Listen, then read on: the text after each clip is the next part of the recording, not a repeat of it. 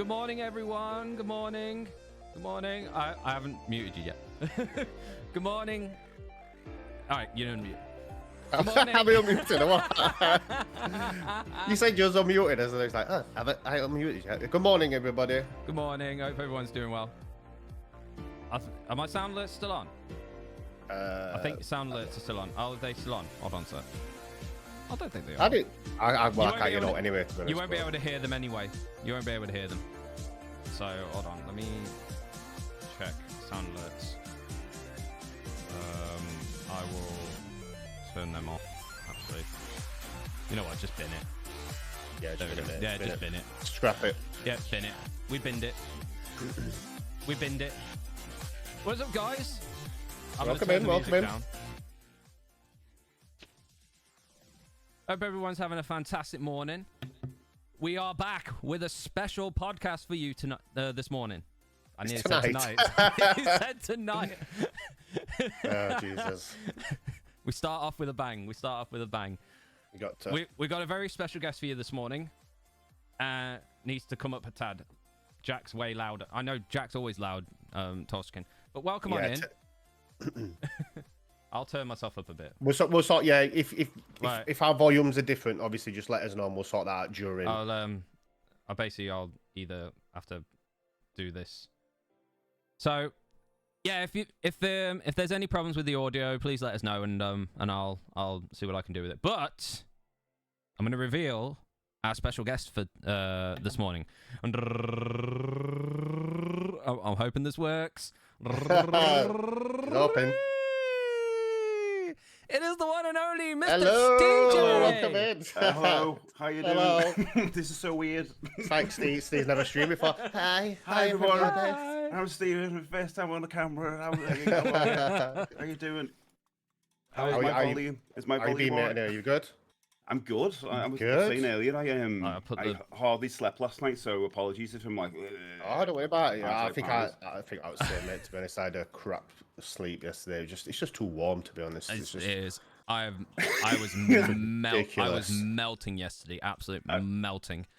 I just saw that message from JR saying like how Steve grew a tiny beard. Yeah.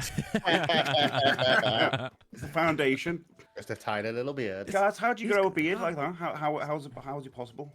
And how do you maintain it? I think it's just a case of I think you're just letting it grow, to be honest, and letting it grow. It gets to a stage where it kind of looks a bit crap, but so let me down one. Let it grow. Just let it grow. Obviously, that's number one anyway. Let it grow, yeah. And then it's kind so of when I shave it, that's the problem, isn't it? When I shave it, yeah, so exactly. Let it grow. Let it grow. Okay, go on. And then just like maintain a shape, really. Maintain a shape. Shears. Just it, basically, yeah. With some shears. And then when it gets too warm, just whip it all off because sometimes it needs it. Whip it off. Whip it off. I'm doing magic trick. 3, 2, 1. Woo! There we go. Well, there we go, Chris. There we go. That's better. I was flipped the wrong way around. There we go. Oh, cool. That's better. I just want to start off with saying first, welcome in, Steve. Hello. If you want to introduce yourself to people, obviously, that don't know you. If people don't know you, then God knows why, because you're missing out, to be honest. But if you want to introduce yourself, then... You definitely are missing out. Absolutely. Oh, God. How do you introduce... I suppose you just say the same thing you do as on a raid, I suppose.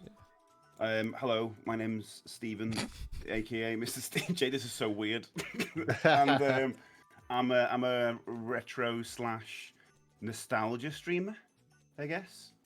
I'm also a YouTuber, so a bit of both, bit of A and B.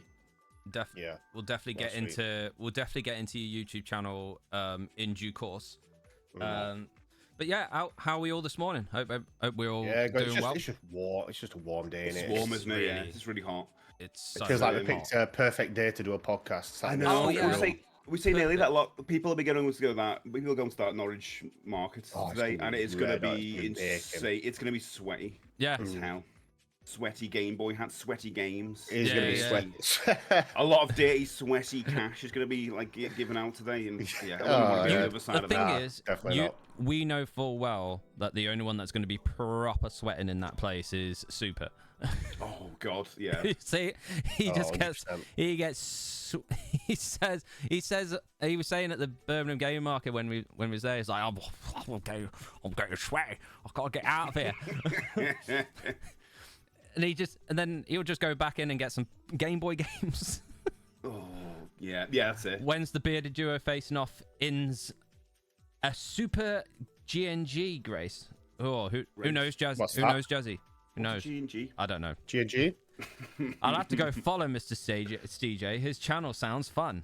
Oh, No, honestly, do. thank you. If you can always watch back his old videos anyway. But honestly, if you guys are not following Steve, I don't understand why not, because he's such an amazing streamer. He streams Oh, Monday, he's down there. Tuesdays, There he is. Thursdays, and Fridays. And like I said, this last stream he did was on Friday, which is his birthday bash, which was such a good stream, like Well, really good. Well, his birthday's And- tomorrow. Birthday tomorrow. Well, yeah, his birthday's birthday's tomorrow. Yeah. But just watching back 21 that stream, it 20, shows you. yeah, you're right. Exactly. 21 again. 21 again. Isn't that nuts? Just watching back that stream, if you haven't He's watched it, it just shows you what type of like streamer Peter Pan. he is. Oh, Never grows up. I am Peter Pan, yeah. Stephen Pan. Stephen. I think that's a better way to be, though, in life. You know, and look at us. Look at our Yeah. backgrounds. Oh, yeah, and things. definitely. We've all embraced it. You know, Dungeon- and how much joy has that brought into your life? So much Yeah, when you well, embrace the stuff you Gungeons. love. Oh, ghouls and ghosts. Ghouls and Ghouls and ghosts. Ghosts. And ghosts. Oh, there yeah, you go. Ooh. so hard. Or Gungeons and It was just Dragons, memeing. Oh, you're just memeing. Yes, happy Yeah, the birthday for tomorrow. Yeah. Oh, thank you. Oh, hello, Fraggle. Hello. It just who shows knows? you Jazzy, Busy, from JR. the cards that you got, from obviously the E card that you got from everybody. It just shows you what type of streamer you are and the respect that you've got as a streamer, and the influence you have on people, and especially me. I mean, there's so much that you offer to other streamers, like ideas and stuff, and I think that's what comes across. And Oh, yeah. and it just shows you how much you're loved on your this. stream. Do you know what? I got emotional about that was it Friday, because Yeah. it hit me when I was looking at all those messages. When I would left work at Sony, and there's loads of lovely people there, but normally when someone leaves, they get a card with everyone who's like, they have to message and all that stuff.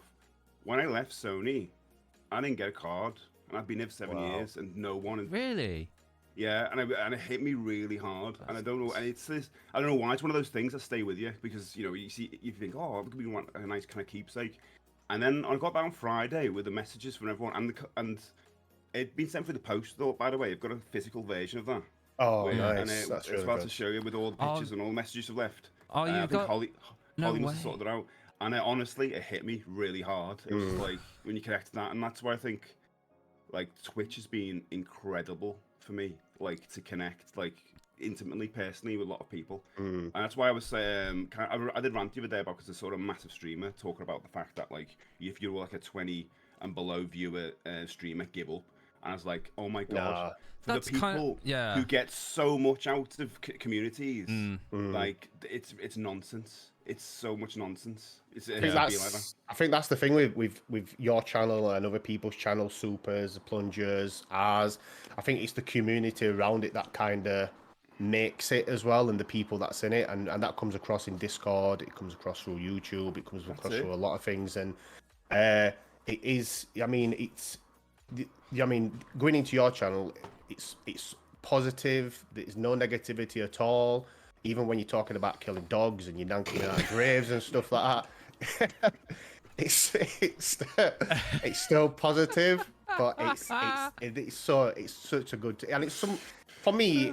Like I said, I work Monday to Friday, but I have it on all the time in the van, listening to it and sometimes interacting, because it's just nice to. I'd rather listen to that than listen to the radio, because Yeah. it is honestly. And I've got like a lot of inspiration from you as a streamer to obviously put more into my channel, because the amount of effort that you put in shows, and it does come across, and people know that anyway. To be honest, people see that every day. Yeah, absolutely. Don't even know how to respond to that. It's too nice, mate. It's absolutely too nice. I just feed off a lot of you guys. You know, I just love this community so much. Don't well him up at the beginning of the stream. Yeah. If you're gonna break him down in tears, you are. Too emotional. But Too early. I would have to say the first time I stumbled upon your stream was, I believe it was a Mostly Wolf raid. And you was playing Star Trek, the 25th anniversary, dressed up in all Star Trek uniform. Yeah. And like, And you're doing your own thing. You were doing a lot of point and clicks at that point.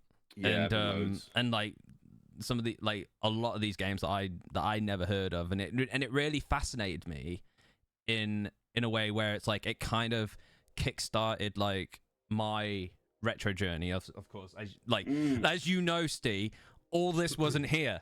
No, you just had It was just a blank white wall. I remember that. Nothingness. I was looking at it now. Looks like a streaming from an asylum. It was like a white wall of nothingness. And that's a fortune you spent now. And all I was basically playing was like Dead Space, and like going through all like the horror games that I had, and then like I just kept coming back to your streams every time you come on Twitch, and just basically playing point and click games, and basically you've evolved from point and clicks to playing NES games now. Like NES games is would you say it's your passion?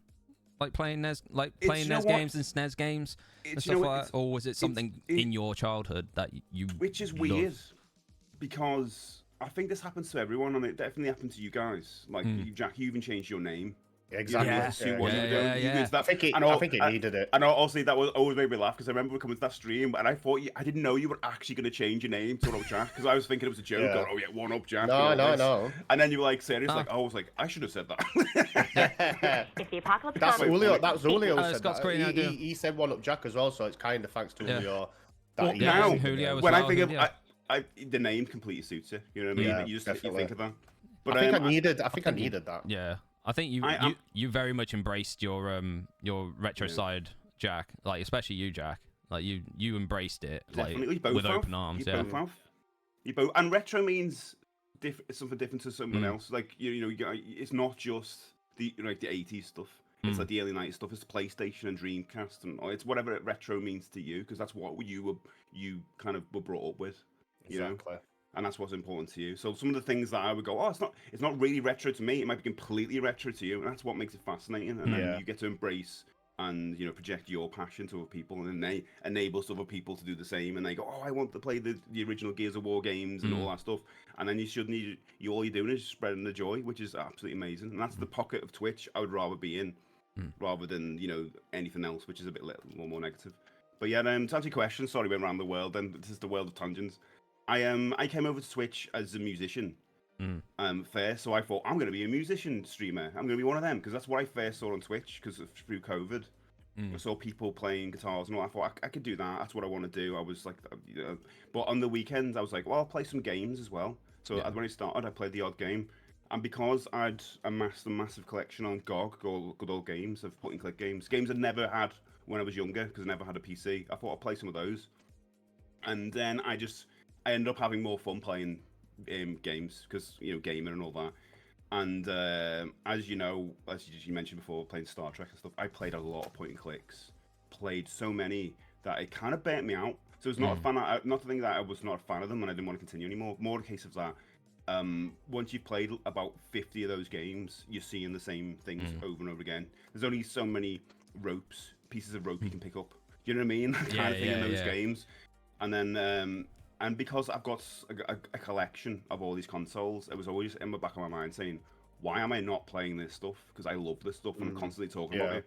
But I had no way to kind of play it on stream, because I didn't have the upscalers and all that stuff. And obviously you start with the emulators and all that. But in the back of your head, and I know you both are like this, where you're like, but I'm buying this stuff, I should be playing it. Exactly. Yeah, damn right. Yeah. You want to justify why you're picking this stuff up. And then as soon as you're playing the actual real cards of it and all that stuff, it just feels like more magical. It takes you back even more. You're stepping back into that nostalgia pool even more. You know what I mean? So that's see, I'm the NES guy and all that. I am, and at the moment, I absolutely love what I'm doing on Twitch, because I get to step back in again, like a nostalgia pool. More but even like you said, you started with music. You still incorporate music into your streams, which is good, because I still love them little songs that you do at the beginning and songs through the stream. And I keep thinking to myself, I need to get through your clips and make a little album of little songs that you do, because some of these songs that you do just off the bat are just so funny. It's so weird, because the music I actually make is nothing like that. Yeah, I actually think like with your songs is like a kind of defense mechanism because of the fact I don't sing on my actual music. I make instrumental like rock music and stuff and soundtracky stuff. So when I do a little song, it's like kind of like because I don't want to say, hey, I'm a singer. So that's the way I get around it by doing stupid songs about like digging up your nan and licking your nose. But it's I think them little clips of you doing that, I think they're so good, and somebody needs to put them together and make a little.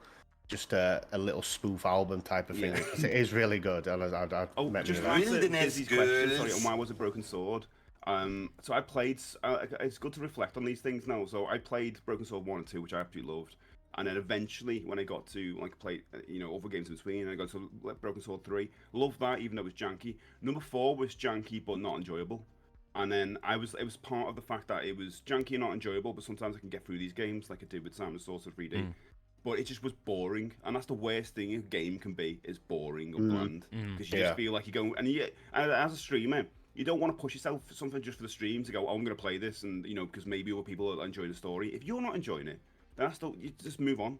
That comes across as well when you're not enjoying it. That comes across to others.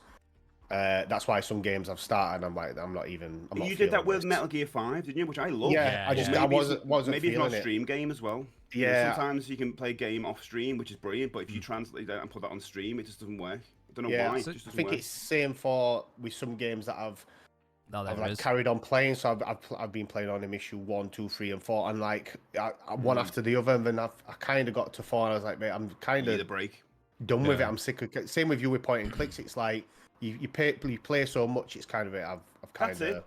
And it doesn't mean that you're completely done forever. You just need a massive break. Like I might come back to a point and click.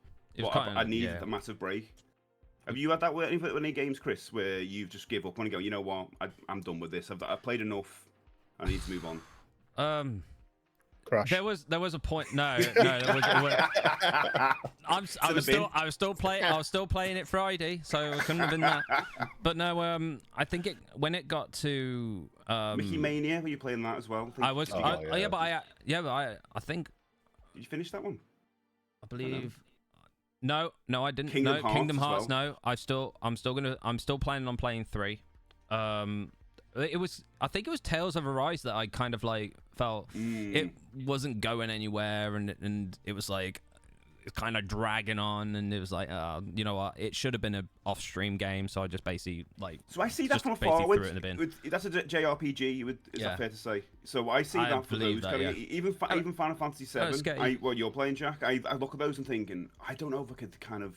Yeah, because I'm well more into the smaller experiences of games. Yeah, now. I'm enjoying playing that game and the story, and it's one of them things where it's going to be a regular Thursday thing. But once that's done, I'm not going to move on to another Final Fantasy. I might not play another Final Fantasy for a year or something like that. You know what I mean, or 6 months, because these are quite long stories, so I don't really want to move straight onto another one and move on to another. Because I'll get blown. I'll just get they'll just dry up for me. I'm like, I can't be asked for it, to be honest. And the fact you're doing it once a week as well. Exactly. I mean, when Plunger played, he had to play like 13-hour streams. Yeah, he played and that was for months. 12, 13 hours of it.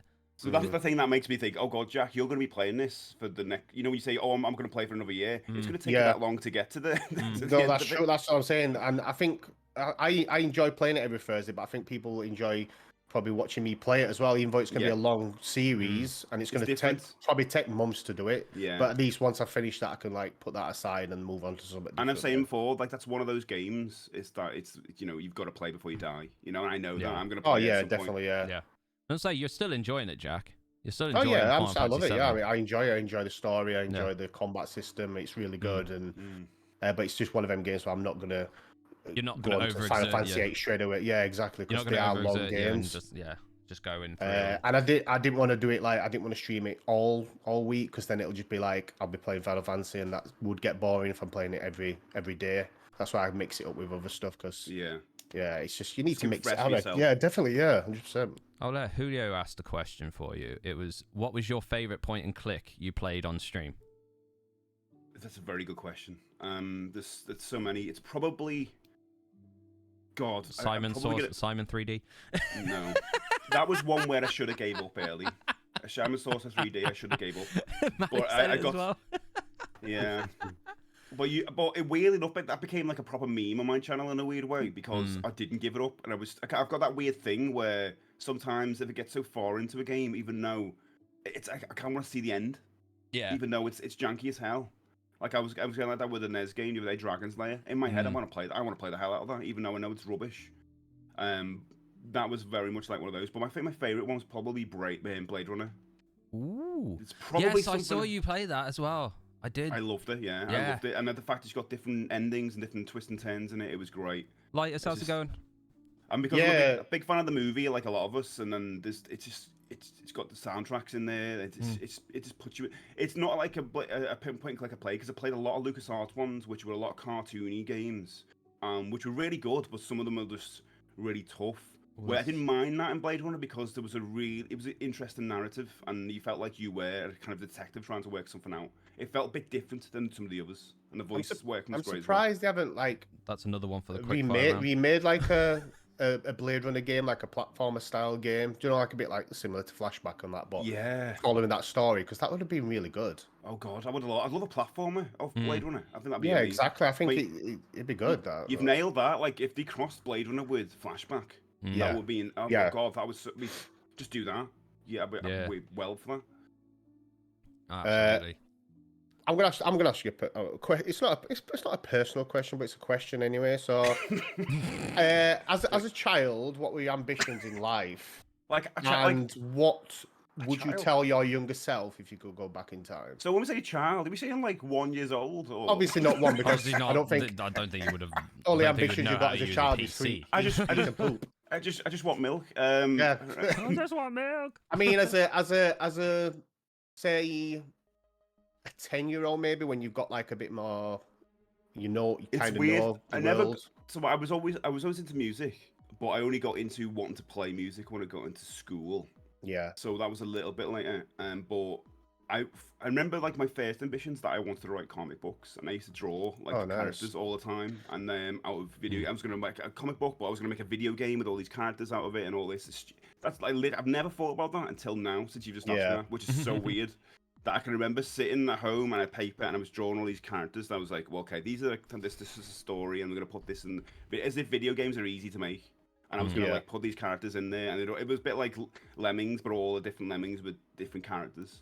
Just had that memory there. And then as soon as I got into school, I made friends with some people who were into kind of playing music, and that was it. Now then, I just wanted to be a musician. Like I won a guitar in my. Oh, I suppose that's an early one as well. I won a guitar in my junior school, and I'd never won anything in my life. I never really won anything now, but for some reason, I was the first to win a guitar, and an acoustic guitar. They were giving them away because they were all being used all the last couple of years, and it was trash. It was the worst guitar you've ever seen. But for me, it was just like, you see something, it's all like, it's got like an outer glow. It's like it's from the heavens. Yeah. Like, oh. And I took her home and I was like, strummed it for the first time, and it sounded awful because I didn't know how to play it. And then I just left it there because I didn't know what to do, didn't know how to tune it. And then until I went to school and someone showed me, oh, you do this. And I was obsessed then. And I didn't choose music class or anything like that. So I wasn't allowed into like the music club or anything like that until I'd learned to play. I used to bring that guitar in every morning before school outside the music class because the music teacher wouldn't let me into the music club until I learned how to play it. And that's what I did. So I got like my ambitions really was like to be a musician at the point. I was never like, I'm gonna be a YouTuber or a streamer or anything like that. It was all about music for years. And was you self-taught then with the guitar? Yeah. I taught myself in the weirdest way. I couldn't read music or anything like that, and so I taught myself to read the tablature out of guitar books, which I don't know if you know, but it's like all the zeros and ones, basically where you put your fingers on the fretboard. Okay, yeah. Chris will know. And I didn't look at the chords. I didn't see the chords at the top. So when I looked at these books, I was like, I've got to learn all these notes. So I didn't know that. And then someone said to me, Steve, the chords right at the top. You just strum them. I was like, and then suddenly, because I knew all the chords, it's like I instantly knew how to play it. I was like, oh my God, I've done it the wrong way around. But that was the best way for me because I'd kind of learned how to kind of finger pick and stuff like that before I knew how to play chords. It was stupid and idiotic because I had no one to tell me how to do anything. So I just had to learn from kind of just like looking at these tablature. Yeah, that's it. Kind of like what I go through with playing guitar. Like I was more or less like finger picking and kind of like self-taught like hearing. I did have a teacher that was kind of like that taught me how to play like the basics and stuff like that. Yeah. Like, and then I just kind of like just went, okay, I could basically like play the guitar, like just play whatever like song that I could play and just basically go off from that. But yeah, I do definitely get what you mean by like the chord, like learning the chords and stuff like that, and kind of like have a better understanding of like how it like all sounds and how it all like flows in together and links together. I don't think it's weird because when I think back, I don't think I could ever be taught anything like that because I'm not good at being taught anything. Morning, Dolly. I have to have the motivation myself to create a project for myself. So I'm going to write some songs, or I'm going to learn that Oasis song or something like that. I want to be able to play that. But if I had a teacher telling me and sitting there with me, I can't take that in. I've always been like that in school where I'll be in a class and the teacher's something, and then the information just goes through me, and I couldn't do it. I remember being so many exams where everyone's like this, and I'm like, I can't do it. I can't retain information, but only when I've got a vested interest in like something I actually want to do with that thing. So when I did like web design, it's because I want to make my own website. Music, because I want to make my own songs, and learning about Photoshop because I wanted to make my own album covers. I don't think I'm that good at being taught about something, so I'm the worst person in, say, like a job interview. When you say, "Are you good in the team or anything?" I was like, "Nope." Nope. I'm so honest, and I've said that, and I've got I've got so many knockbacks because I'm so honest with that. When you see yourself in 5 years, I don't know. Oops, I better scrub that off my question list. One of my questions were, where do you see yourself in 5 years, and what goals would you like to achieve? Let's just rub that one off. But it's a weird one with that question. I want to pose that to you guys because I think like creative people, I kind of don't really have the goal because we kind of zigzag across like on a path. Like the goal for us is the process of streaming or making videos. There's no real goal. We don't know. We kind of find out as we go. That's what I am anyway. I think for me, more streaming is more like it's like a hobby for me. I enjoy interacting with people. I enjoy playing games. To be honest, it would be nice to have this as a career, but I don't put as much effort in it as I can. Well, as I would be able to, because obviously work's a commitment for me, and I would like to put more work in and more effort into it, but it's just that work's more important, and so for me it's an hobby. It would be nice, but obviously from seeing you do it, I think you can achieve it, and I think you will achieve that at some point anyway, definitely as a career. Because you can do that as as a main thing, but for me, I think it's like I can't see that in the future at the minute, because I think work is like kind of the number one for me, and obviously streaming is the second as an hobby. But I think it's more just talking to people and the community for me, and playing games, and it gives me a chance to play games that I have never played before. It depends what you want from it, because my main thing is like, if I was going to say what is the goal, I guess it's just financial security. That's it. Like, if I won the lottery tomorrow, I always say this to people about passions. Like, if you won the lottery tomorrow and you get all the crap out of the way where you go, I've got a new car, I've got a new house. Yeah. After that, if you return to doing what you do now, like going back to streaming, making videos, then you are already doing what you love. Yeah. So at the moment, I'm already doing what I want to do. Exactly, yeah. If it was the case I won the lottery, then fair enough, I'd do this full time, because it filled my time to do so. Yeah, exactly. But obviously, for a financial point of view, it's not sustainable for me to kind of progress it as a career, because I don't think I'm at that point yet. Maybe in the future, if I get to that, then possibly. But at the minute, obviously, I have to put the job first, which is boring and mundane, but. So Jack, it is what it is. So Jack, if Twitch came in now with £10 million, would you go? I'd sack the job off straight away, mate. Or if Kick came in. I'm gonna say Kick off with $100 million. Yeah, I'd come in. Yeah, definitely. I'd say, like, job are gone, and I'll be straight streaming every day. 100%. Because I don't want to. If anything, I enjoy going to work, but I don't really enjoy working. If you know what I mean.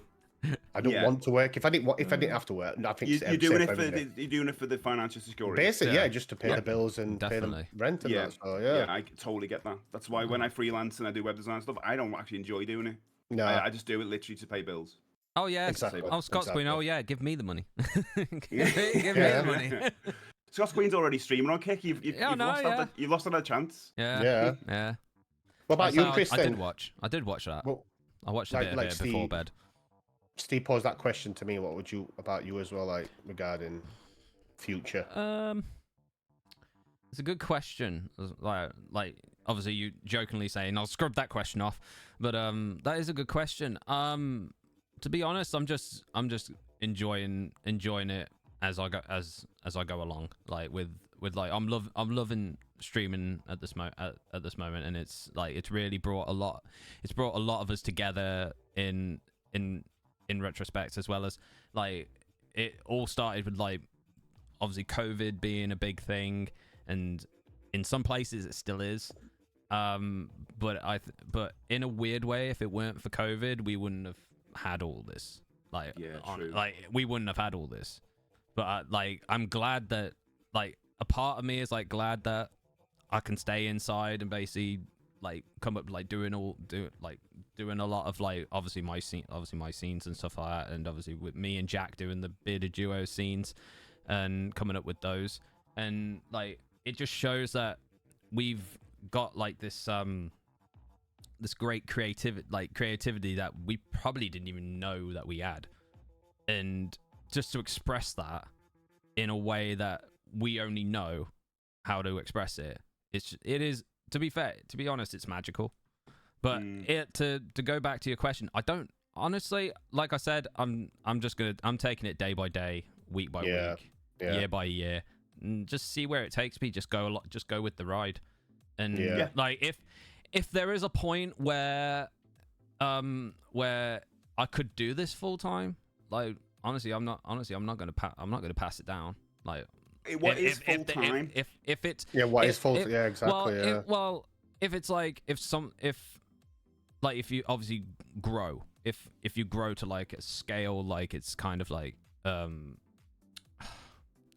not to sound big-headed, but kind of like if you had like 100,000 K followers or whatever, and you have like being like Twitch partner or whatever, but like obviously with like Twitch law, like legislations and all that stuff that Twitch have done recently, it's kind of been less appealing to some Twitch streamers. Like I can name one, Shaky Jakey. I think he said in his stream about like the thought of being Twitch partner at this moment is kind of like unappealing, but you never know. It may change. Hopefully it does. But I don't know. I think for me, Chris, as well.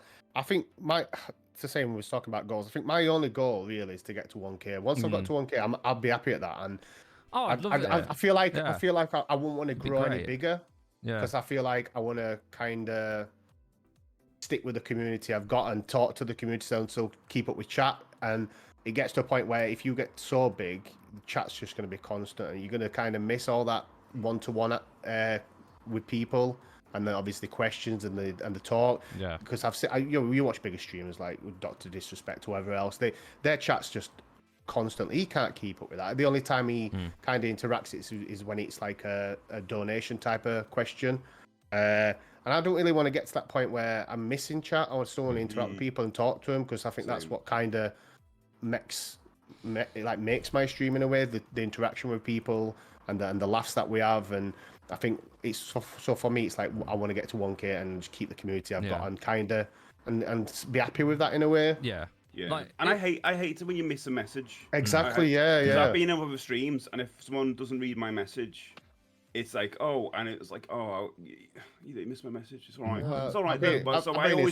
I miss a lot of my messages. I've been into somebody called MrSteJ stream where it's all fluff anyway. So messages. but I would love to reach 1K. Yeah, and I've said this on stream. I've said this on stream, that if I do reach 1K, I will definitely do 24 hours. Absolutely. Yeah. And like that's set in stone. Like there's no going back with that. But it's just kind of like finding the time to basically to do that and just basically go with it. Yeah. But yeah, you're not far off 2K, are you, Steve? I think you're not far quite close, off actually. I'm not sure where. I know it says 1.9 on the thing. Yeah, 1.9. But yeah. it's kind of like a ratio thing. Yeah. With that I mean, I've said this before, but for the last 3 or 4 months, I've switched all the numbers off. And this is why it's annoying, because switches now give you this new home dashboard thing, which keeps showing you numbers, and I don't want to see it. Yeah, I saw that other day. I was like, oh, you, wow, what's this? Yeah, are you surprised of how big you've grown as a streamer, SteJ? Are you surprised? Did it come as a surprise? Has all this come as a surprise to you, or are you kind of like the cool-headed guys? No. It's weird. I'm surprised people. I am surprised that people come to my stream. But I have fun and stuff like that. But it's weird. I can't really explain it. I'm like, I like that. I obviously love that people come to my stream. But yeah, I'm surprised. But God, I don't know. I don't have to explain that. It's like I don't know why people go to my streams. I don't know why, but I'm glad people do, obviously. But it's not something I can kind of like comprehend or plan or anything like that. You know, I don't know. I've just made up that people want to, because that's I end every stream by saying, you know, the normal stuff like thanks for the subs and all that. But I always say, and I always mean it, saying, but thanks for spending time with me, because I know that's people's. That's the one currency in our lives that we haven't got like a good amount of, or we can't increase is time. So that's the one thing I'm always just like, I can't believe you spend time with me. I stream for 6 hours, and people, a lot of people say they've been like, the 6 hours watching. I'm not, I can't express like the gratitude towards that. That's to watch me just witter on for all those hours. I feel like with your streams, though, Steve, as well, it's easy for people to have you on for them 6 hours, but they could be still doing their work, but have you on in the background, because it's easy to have you on like that, because it's nice to listen to a familiar voice every day, just to have a chat with and talk with, and some people will be working continuously, and then they'll jump in and say a little message or something. But yeah, they have it on. I think that's what it is. It's entertaining to listen to you as well as watch, and it's something that you can absolutely. It's something that just kind of you can have on in the background and listen to. Yeah, like people on the radio and stuff like that. It's nice just to have that on every day. Really, that's what I feel like anyway. In my opinion. I said I've just seen Mali's. I've just seen Mali's comment on there. Only just better than Wes. It's just better than Wes. Nitro, who would win in a Quake death match? Steve, Jack, or Chris? Not me. I'm rubbish. I think Jack. I think Jack. I reckon you were called Sergeant Breakneck for a reason. You was. You was. Yes. I did use like Warzone, and I've been on it for a while now. But I do like it, and sometimes I tend to like just jump back in for like 15 minutes if I've got a bit of time. Yeah. But I don't. It's not like a game that I kind of go to anymore. I mean, PS5 I haven't been on for probably months now. I haven't really touched it. Yeah. Right, still plugged in. Everything's set up. I can switch it straight on. But I haven't touched it. I was mentioning that the other day. Is that it'd be great to have a PS5, but I don't really want one. No. I was thinking kind of like. Yeah, I don't need it. I was at Smith's the other day and I saw them. I was like, oh my god, they're in stock now, and they're £500. I was like, I would rather spend that on a nice camera to do more video stuff, or nice microphones and just for creation. Yeah, me and Steve have joked about this before. Like with his camera and my microphone, he's like, I want your microphone. No, I want your camera. Like, give me your camera. Your microphone is like. I want Chris's microphone. Microphone. Sure, SM7B. I'm getting the baby version of that, which is the I think it's FV7. Yeah, I'm getting that baby. The FV7. Yeah. That one. I'm getting that. But that one is the industry standard. Like, what made you? I mean, I'm turning the tables on you, Chris. So, what made you get that microphone? Like, when did you get it? Did you get it straight right at the start, or was it like a year in streaming? Well, I think it was more like, as a streamer, you're kind of like you're progressing, and obviously with the old microphone that I used to have was basically like crackling and basically dead, really. So I was kind of like, well, I need to invest in a better microphone now. So this popped up, and I was like, oh, you know what? This looks really cool, and it's it's actually lasted me for a very long time. I think it's now about a year and a half old, about a year, 2 year old, 2 years old. It's a nice microphone, and the clarity on it sounds really great. It lasts. bass. Unreal. It's lasted for this long. It's lasted for that long, and I can see why it costs so much. Well, it costs a lot of money, but it's also it's a workhorse. You that'd be the only microphone. You can use that for music, podcasting, obviously, and everything. But especially when it works with the Go XLR, which is you just basically plug it through and here. I think that's why all the it way probably to here. I mean, and into your PC. That puts people off. Obviously, the price puts people off, but also the XLR, because most of us use USB mics. At the moment, I'm using the USB mic. But it's like, I think it all depends on how far you'll go in like the profession, or in your hobby, like streaming and like doing like YouTube videos, which we'll get onto your amazing YouTube channel. And like it just all depends on how far are you willing to go to when you start reach. you kind of like, because the advice to anyone at the start when you're streaming is just use what you got a mobile phone, you can use that as a webcam, set that up, or microphones reach. You start, don't you? But that's not to say that you should only have those things. You do that to kind of get a grasp of the technology and how to use Twitch and all that stuff. But then you obviously look at what other people are doing, and you're gonna be influenced no matter what it is. If it's definitely, The way I started on PS4. I started on. It used to be a blank screen with a PS4 camera and just a headset. Oh, did you PS4 camera? Oh, PS4 camera and headset. That's where I started. I've done then that. It progressed onto PS5 camera. Managed to get a laptop, and then kind of worked it through that instead. And then I had to buy a microphone and then everything else, and different setups and stuff. But it's just building it up, and it's bit by bit, isn't it? Yeah, because exactly. You got to start somewhere. It's like with your retro stuff. People come to your stream and they say, "Oh, you got all that." But you haven't just got it in day one. You've been doing it for years. Like, definitely. But and then I went on to PS5, streamed that a little bit, and then obviously finally got a laptop, and it's just kind of building it up and getting it. There's still more things I need. Like, it's always playing, like, I want a new camera, I want a new microphone, and the lights, everything. It's just you got to start somewhere, and I feel like don't be put off because you haven't got everything. No, it's just a list, isn't it? Yeah, some people stream without a camera and a microphone, and they still get the numbers up, and still people watching them. Like you see Twitch streamers that stream without a face cam or with a VTuber model in Jazzy's case, and like just basically, or what we do, like basically with face cams and all this stuff. Everybody streams in a different way, and like whether you have like a crappy microphone that just about hears you, and that people hear you from, and like the whatever, like Nitro said in stream, what you should stream what you enjoy. With people notice when you're not having fun, like when something's not going anywhere and all that. That's so true. So true. Yeah, that's what I was saying before about when I changed from point and clicks to console stuff. I was worried because I was thinking, like, most of the people have probably come in because they want to watch people playing, point and click games and want to be invested in the story. And I remember there was one person who followed me at the start. When I first started playing games, I was a bit like, oh God, I can't talk because people want to see the game. So I was like, oh yeah, so if I talk too much, someone might tell me off, I want to see the story. And I was like, oh. And then it kind of evolved and thought, you know what, that's not me. I've got to chat because that's what makes fun. And he came in like years later and went, I was here before the memes. All this. Like, Steve actually played a game. I was like, but I made that transition. I was very worried, and I'm getting to that point now. I'm always like this, where I get itchy feet and I go, I've got to change something.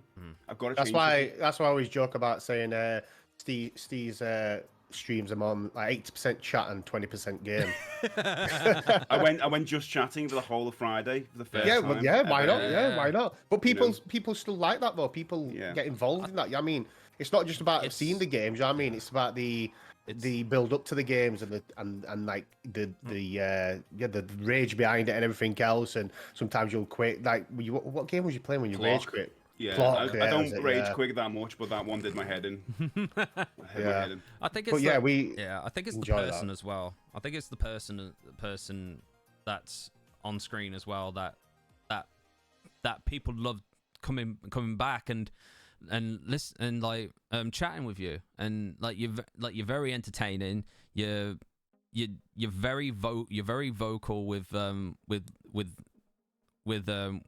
everyone in the chat, like talking about retro, talking about anything in particular on stream, and that's really important. That's really important, and that's just really and it's just really great to see. Like I was in your stream like two years ago to now, and I'm still there.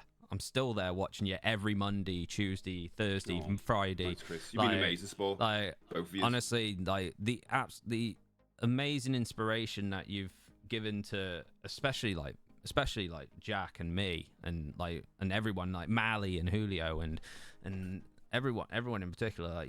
Like we give you a lot of credit, and that's really great to see. I think what gets people into your stream as well, Steve, is mainly it's not just one thing like games. You've got different hobbies. You've got retro collecting, which people enjoy and come in and talk about. You've got games. You've got music. I mean, you've got loads of different things. You've got movies, and it brings different type of people in. Some people might not be into the retro collecting games, but they might be into the games. And some people might not be into the toys, but they're into something else. So it you're kind of mixing it up all the time and keeping it fresh in a way. I'm trying to get more people to buy toys because I'm just that's the thing. There you go. Oh, don't start this, Chris. Don't start this. You know what, I was very tempted. I was very tempted to put a big wall of Funko Pops in the background because I heard you talking about that the other day. I know. I said, no. And I was like, should I really do? You know what I mean? Let me reiterate that. That's just like it's when you see someone who's got like the whole wall. I'm not talking about your wall, Chris. I mean the whole room. Yeah. And it starts looking like a shop, and it always makes me feel a bit down when I go to the likes of Forbidden Planet or anywhere else toys, and they dedicated the whole aisle to Funko Pops because I feel like at some point the bubble with that is going to burst, you know, and that's what it is because there's too many of them. They can't be collectible if there's too many of them. Yeah, you can't. There's different variants of one character as well, so you're not just have one character. There'll be 10 variants of that character. Especially if it does well, you know. Exactly. You can't go, I'm going to collect the Turtles ones because you got this shade of turtle, that shit. It's like, and then you just got walls and walls. At some point, you've got to go, I'm going to stop there because it's great. When you see a few dotted around, it's great. But when you see boxes, it just becomes a bit of like, I don't know, unruly. Talking of Turtles, have you seen the new toys that's coming out? Yeah, it looks amazing. Yeah, are they the Nickelodeon ones? Is that right? I don't know if the Nickelodeon. I think I keep thinking that. I saw something on YouTube this morning. Obviously, I was going to mention. I saw the tail van, and they looks great. The new tail van looks great, but it's to do with the new. Oh, there's a new set of. Yeah, I see. There's a new set of which is based on the old stuff, but there's also ones based on the new movie. That's yeah. Because I said they look really good. I'm not a massive toy collector. I do kind of collect odd bits if I see some in a charity shop, but your collection is huge, and that's what you like doing, and obviously that inspires other people to do it. For me, it's just games. I just like collecting games and hardware in a way because it kind of brings back a lot of memories of playing games. Or Jack, have I told you, or if you went and collected all the Metal Gear figures that were out when the films were out, the games were out? Oh my god, they're so good. Those figures, you know. Some of them are expensive. Though. That's I know, because I can imagine them dotted around, like just sitting on your PlayStation games there. I can imagine Chrome, Solid Snake on there. Oh my god, mate, you gotta look for that. There is a stealth one as well, where it's just all clear Solid Snake's really good. And Chris, I've seen this. You can get some Crash Bandicoot plushies and that now. I saw them at Forbidden Planet, and I was thinking, wait a minute, you need those. You know? No, I've got a nice plushie here for you, mate. Like, he popped up in Arcade Club last year. Do you know it's like that hot that if you put a magnifying glass to that, it'll burn a hole in his head? Should do. Yeah. So you can put pencils in it then, which is right. Yeah, Sonic. We'll get into that at some point. What was it? Was there a particular? So I'm gonna ask another question. Why not? Was there a particular game that you played that you thought this is one of Chris's questions as well? Yeah. That was thought, wow, this is awesome. If so, what was that game and why? Do you mean on stream or just in general? In Like, just Like, in in general. think is that in In general general, maybe? yeah. any Definitely in game general. that Like, just any game that yeah. I started playing and I thought was great. Yeah, like from when you first started playing video games to like now in particular, like Oh, God, anything in that's- that genre. It's quite broad, isn't it? If it's like if you want me to dwill it down, like yeah, I go can to whittle do. down a little bit. 'cause Like, it can, it's like about I'll millions. say childhood in your childhood. I always talk about like the first one that comes to mind, weirdly enough, is Link's to the Past, Zelda, because I always say it was the first game I remember staying up past 12 midnight to play, and I was like trying to hide, like because my mum used to turn the electricity off at a certain time, but she forgot this night. And to save money, it was like there's three of us in the bedroom, me and my two other brothers, and I had to kind of like be quiet, and I was up all night. And Hey, every time I Chris, heard don't my mum, forget to she'd turn it hydrate. off and then turn asleep. Cheers, Dolly. Cheers, Dolly. And then- Hydration. Oh, I'll have one as well. But then I put the TV back on when she's asleep. We'll go. Won't go back. And I just remember like I've been obsessed with that, just getting into the story, getting all the heart containers and all that stuff. It was like one of the top 10 games of my life would definitely be Link's to the Past. And after that, I just I didn't like Ocarina because it wasn't Link's to the Past, which is stupid, really. So I'm many looking games forward. now. I'm looking forward to playing Links. To be honest, it does You're gonna look a play. really good game. You're gonna play. Oh, because you played the original one now. So Yeah, I'm gonna You're move on to the. Is it the SNES version? Is it the Yeah, I SNES? I think it's the yeah, SNES version. Yeah. yeah. I'm gonna Yeah. move on to the SNES version of it. Jack, I I'm think not you'll re- love it. I'm not really a fan. I'm not really bothered about playing Zelda 2. Zelda 2. It's something I want for the collection, but it's not really. I've seen. You a know, we few come back videos. to it as well. can't Exactly. Yeah, I can come back. Yeah, you? Yeah. but So- yeah, the Zelda games look really good to be honest. Yeah. Yeah, I love playing Link to the Past on. Like I've been playing it on the Switch. I do need to get back to playing it. But Yeah. when Plunger sent me a whole list of SNES games to like kind of put into the collection, and Link to the Past was one of them. So I'm like, yeah, I'll play it on here, but I'll get it on the SNES as well. At some point, yeah. At some point, probably Blackpool when we all meet. Like I remember the first time meeting you in Blackpool, like this man-mounted of a man, like it was walking towards with that lovely hat, with that nice hat of yours with the with Raphael on there. And it's like, Chris. yeah, It's only small. yeah, very small. I'm only a weed. And like, Down there. I was like, holy moly! I didn't realize he was that tall. Honestly, didn't realize it. You never think about that, though. Julio turned and he was like, Jesus Christ. But you never think about that, do you? You Like never do. Well, Because we're all in these with this rectangle, we get used to people's rectangles. it's like you say, it's very misleading. Like when you're looking at someone on the on Twitch, but when you meet them in real life, it's like bloody hell, he's tall. Like I think in for me, Julio's case, Jesus Christ. seeing you guys in Birmingham, it was weird to see you because obviously we're just seeing each other on a camera. But obviously, meeting you guys, you're lovely people. But it was weird to see and interact with you. It was. It's just strange, but it's kind of we know each other in a way. Yeah, We're familiar with each other. You kind of have that weird icebreaker, but you don't need it either. Yeah. Normally, an icebreaker would last a few minutes or whatever, but this is like you instantly go, "Oh, it's weird. Oh, it's not now." Yeah. Nah, exactly, yeah. I thought Stu would be taller than Jack, and I said this on the way. And I we're said about this the on the. same, aren't we, Jack? I said this on the. Roughly the same. I said this on the way to the gaming market in Birmingham last month, and Jack was like, "Nah. I think we're the same height. We are. Well, I think we're the same height." No, I think he's when you see him, I think he'll be a lot taller than him. But obviously, when you guys met, it was like, bloody hell, you're both the same height. Jesus Christ. Yeah. But I never think about that. And I was just a weed. I was just a little I think weed. for most of us, we're kind of thinking, "Oh, it's gonna be weird. What if they don't like me? What if they say, oh, I'm different than I am on the stream? What all that stuff and all these things that play in your mind of like, oh, because I remember the first time when we did the Blackpool thing, I was like that. I remember eyeing a T-shirt the night before, and I was like saying to Linz, "What if you don't like me?" And I was like, and it was like, and then you catch yourself saying that, you go, "How old am I?" Just like that. I'm like 12. It You know is what I like you do get that nervous thing before you meet, but Yeah. it's like you've spoke to each other and we've seen each other on streams and that, but meeting each other is a different kettle of fish. I mean, it's kind of you're seeing each other for the first time, but Yeah. it is good. I think, but as soon as you like said hello and that, it's kind of you've forgot about all it's that done, isn't anxiety. it? Yeah, That's it. Basically, it's out of the way. And you've got loads of things in common. Yeah. Because, Yeah, you know, exactly. only talking about video games and all that stuff, but you're talking about streaming and all of that. So you can talk endlessly about that, like the way we are now, you know? Yeah, Like The same thing. It's like it all falls into place really when definitely. we all come together in like one spot. And it's Like, great to have a kind we're not in our of little box anymore. a place to meet up. Like if you're Yeah. all meeting up in the park and just sitting on the swings, it might be weird because you're like, what are we gonna do? Yeah. Do you know what I mean? But when we go into like a gaming market, it's like we are in our element. And we all came out buying different stuff. There's no competition. Like although me and the Super were getting the Game Boy games, but he's getting separate, different ones to me. Yeah. Everyone was getting different stuff, so we all came out and we'd all be able to chat about all the different things we got. So, Nitro's put a question out there. I think I've missed quite a bit. Yeah, we'll catch you in so chat. we got.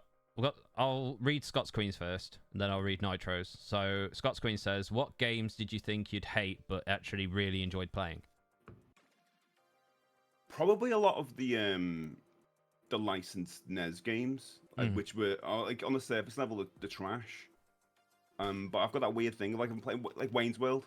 It's rubbish. Oh, that is terrible. That game. It's absolutely rubbish. I'd never recommend that or Alf or any of those games. But something in me that Jack, when you you get should it really done, play Alf. you need to play no Alf. way, I want you to no play way. Alf. I've got a new game lined up for Tuesday's NES, which you knew this was Steve going to might know of. arise at some point. But it was on AVGN. I saw it and I thought, oh, this looks like a game, and this is what I'm streaming on Tuesday. So Is it Alf? It's called Alf. can't remember the bloody name now. Is it something treasure something or National it's Treasure. with no, it's a kid that has to collect boots and bombs and stuff like that. Oh, what's it called? Treasure Adventure, I think it's called on the NES. Yeah, it does. It's not. I think it's only NTSC though. I think it's only American. I want to say Steve wants it now. I do. I want a big NES collection, even if the NTSC just have them. Yeah. But there's something about completing a bad game because you're in your head you're thinking loads of people might have got this for their birthday or Christmas because their mum and dads were just like, oh, that's got Alf on the front. Yeah. My kid loves Alf. That's gonna be good. And the kid's like, what? Why did you get me this? You know what I mean? But they're also like, oh, thanks. And then they've got to play that for 6 months until their birthday. And there's something about that where I go, I'm gonna be that kid for a bit now and see if I can play through this because maybe you had no choice because that was the only game you got. You only had Alf for 6 months. So let's see if I can put that much time in. And the perfect thing about Alf, even though it's trash, I do not recommend it. And even though I'm making it sound like it's good, I'm not. It's horrible.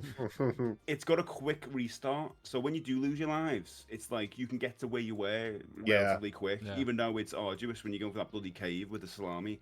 It's like getting to that point, it's like just get a little bit further, a little bit further. And like that's why I think it's the perfect kind of retro trash game to play because you can get to that bit quick. And I feel like everyone should try and complete that game. Yeah, I've already added Dragon's Lair to my list already. Oh, I'm definitely playing that. That is definitely one of those. I think it's not expensive as well. I think it's on eBay for like 13 quid or something stupid like that. So I'm gonna write that. I'm gonna pick that up. But that's one of the type of games that I kind of like as well, where it's really frustrating, but you can progress each time. And you got to learn what you need to do. That's it. Well, compared to like I love Mega Man and all that, but I know. But I love Mega Man and that, but they're just like they're hard going into it. You know that's really tough. You know what I mean? And Castlevanias and stuff like that. I mean, the last boss in the first Castlevania, Jack. like, oh my god. how tough ridiculous. Is that? You know, the first Castlevania was okay until I got to. I think it was I think it was the death. I think it was a death boss or leading up to that corridor. Corridor going up to him. Oh my god! So I was at the first few levels. I was like, "Oh, this is easy. This one I don't know what problem about." And then you get to that level with the little boat. That you got that was it. Yeah, and I was like, and that's when you realise, wait a minute, this is what people are talking about. This is why this game's tough. Constantly, but then you see speedrunners and they're just like constantly running through it. Like speedrunners only play that game, and that's their whole function of like, how can I skip most of it? But as we was talking, I think we had a conversation about this in Pizza. That Grayskull, he plays a lot of NES games. Yeah. And he finishes Zelda in like 40 minutes, and same as Mega Man's, he'll run through them Castlevanias. He'll do a no death run. He's And I don't know how he does it, to be honest, but he's like, yeah, It he's kind of goes against mental. what kind of, because like for me, when I'm playing games, I just want to try and play as many as I can and get through as many as I can, but also just Exactly, yeah, experience yeah. as many as I can. That's it. So I'm not really bothered Yeah. about speedrunning. No, I'm not fussed about it. To That's be why I honest. say I'm a It's- casual gamer, just trying to experience the Yeah. full breadth of games out there. I'm not really one who's going to stick to 1 or 2 games. I'm just No, going to play as many yeah, as I can. definitely. I must have missed that conversation with you two talk about that in Pizza Hut. Oh, you weren't there, mate. You was in weren't there. Wagamama's. Wagamamas. You were in the gutter. You were Yeah. getting your meals. Was with the cool kids. All the Yeah, all the sophisticated all the sophistication. Apart, well, nah, super. It was so good. I've said before, but I love the fact that you just you audio on your phone, Yeah. and then you just walk out when you're done. It's just brilliant. Oh, is that what it was I in love Pizza that. Hut? That's they Yeah, changed it. so good. Yeah. So they must have It's changed so that quite easy. a lot then, because that's definitely what I think there's a lot of Wagamama's was. places going that way now. Since COVID, This isn't it? Table Yeah. surface. Yeah. Yeah, so Just easy to do They've that. had to up their game with. You know me, terms of, I like, hate COVID and all that. of that, like coming over and like, oh, who's gonna split the bill, and I can't be bothered. I hate it. No, we just split the bill with on our phones, just basically putting in what we And there we wasn't spent, someone and who that was went, it. someone said, I only had the salad. I only had the salad. Yeah. I only had a drink of water. So Nitro has said, genuine question, gents. Do you feel the big budget games are scared of taking risks? Oh. What do you mean by Yes. risk, Nitro? I instantly say yes because we get so Yeah. many sequels. I- we don't get yeah. any new IPs anymore, or No. the few and far between. And that's why you've got to have an audience already coming in, and that's why we get a lot of. That's why Call of Duty's out every year, and the football games are out every year. They risk-free, aren't they? That's why you get Yeah. another Assassin's Creed, and that new Assassin's Creed. Oh, looks like yeah, Assassin's yeah. Creed looks like Assassin's Creed 2. like Prince Yeah. of Persia, new Prince of Persia game. Exactly. There's a Prince of Persia remake. I actually like that. I do like the Prince of Persia, like going on to like the showcase of like the games that they showed this summer, like the Prince of Persia one that I'm sure that everyone saw. I actually like that. I actually like the look at that. There was quite a few there was a lot of them that were like, like I'm not particularly fussed with that. Like I feel like they've gone, like I'm sure you feel the same way, Jack. Like when you look at these things, and SteJ, I'm sure you as well. Like when you see a showcase of like new games, it's just not. It just doesn't like excite you as much as what it did for us back then. Like you would look back and think, oh god, yeah, the new Zelda game, new Zelda or whatever, like Ocarina, or like things like games back then. But I think part of that nowadays it's like it's because the jump from like PlayStation 4 to 5 yeah, isn't that big. You know, Yeah. when you've seen the new God of War game compared to the one that was on the PlayStation 4, it's not that big a leap. yeah, No. So the only leaps you can see is when you have a gimmick leap with, say, the Switch, where there's Yeah. something physically with how the game is played, the experience. But we're not wowed by graphics anymore. It's got to that point where it's kind of just okay. You know, everyone kind of looks similar. I can't remember last time someone said, "Have you seen this game? It looks incredible." Yeah. It's more Yeah. about like when they talk about a good game, they talk about what you can do in it, the experience of it, like Fall Guys or something like that. You can get all your friends and play it. There's no one's talking about some massive, amazingly graphical game anymore.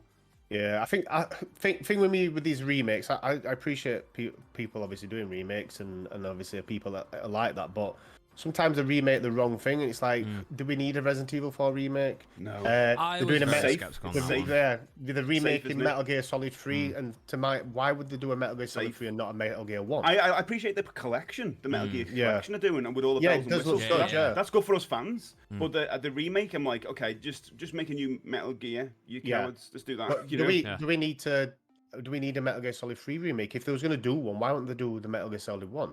I Yeah. don't understand that. It's if anything, it'd be a Metal Gear Solid 1. Where but- Nitro saying there's next to no gameplay Yeah. as well. It's all cutscenes and that. Yeah. That's what reminds me when I saw the new Spider-Man game and everyone was like, "Oh, this looks incredible." I just saw loads of QuickTime events. Yeah. And I was like, I don't like those games where I'm Like, just gonna be. You can't watch the amazing visuals going on because you're Yeah. looking out for a button prompt. Yeah, You're like, yeah. quick, press the button there, and I've never enjoyed that at all. Like like you know me, like the new Spider-Man games, like it didn't really interest me with the with them games. Like I only remember Spider-Man on the PlayStation 2. Like that was the only one that was the only one. That's the only one that in my mind that I played, and it was really good.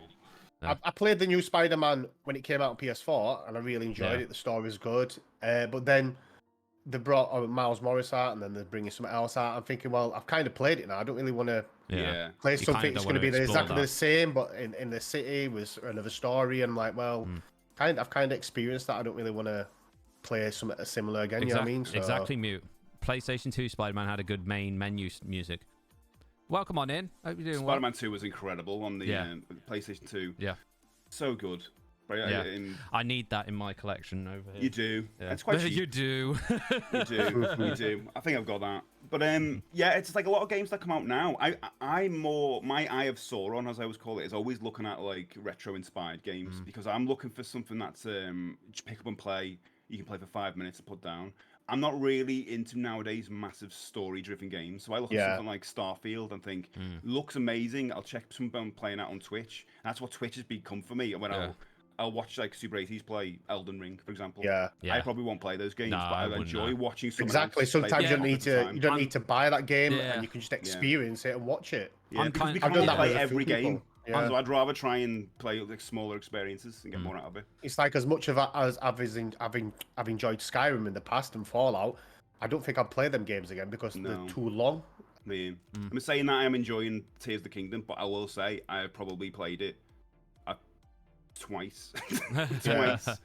Is it one of them games? Is it one of them games where you can just jump in and out of it and kind of and I'm worried that if I leave it too long, I'm gonna come in and then be like, I've no, because there's loads of gimmicks in it where like you mess around with physics, and I'm worried I'm gonna come into it too late again and go, I can't remember to do any of this stuff. But it's Nintendo, so kind of Nintendo gets a weird bit of a pass for me because it's kind of in my blood. But any other games, like even like Horizon Zero Dawn, they look gorgeous and amazing. But the first one.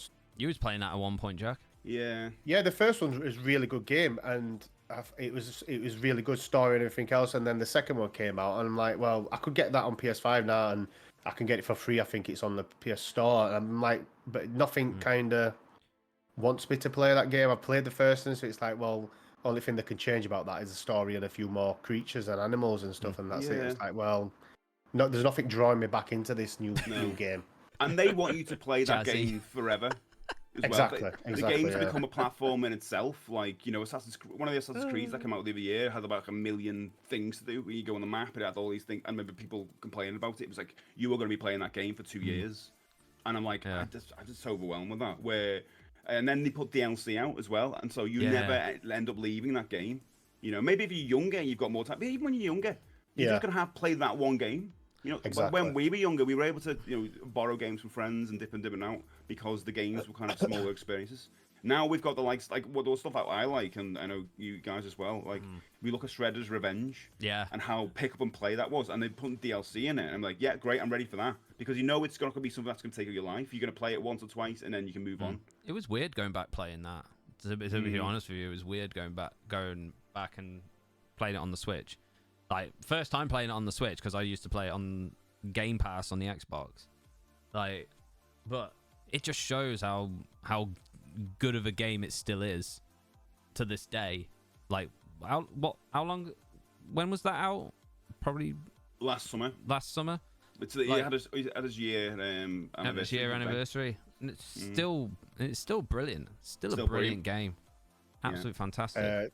Talk about games from Blockbusters, Julio. I rented Metal Gear Solid 2 once, and I never took it back. I forgot. I know. So, I'll give you see that in school when someone would drop a glass giving you in the slap on the hand. When you were do you ever do that in the canteen in school when someone drops a glass and you smash and everyone goes, Yeah, it is.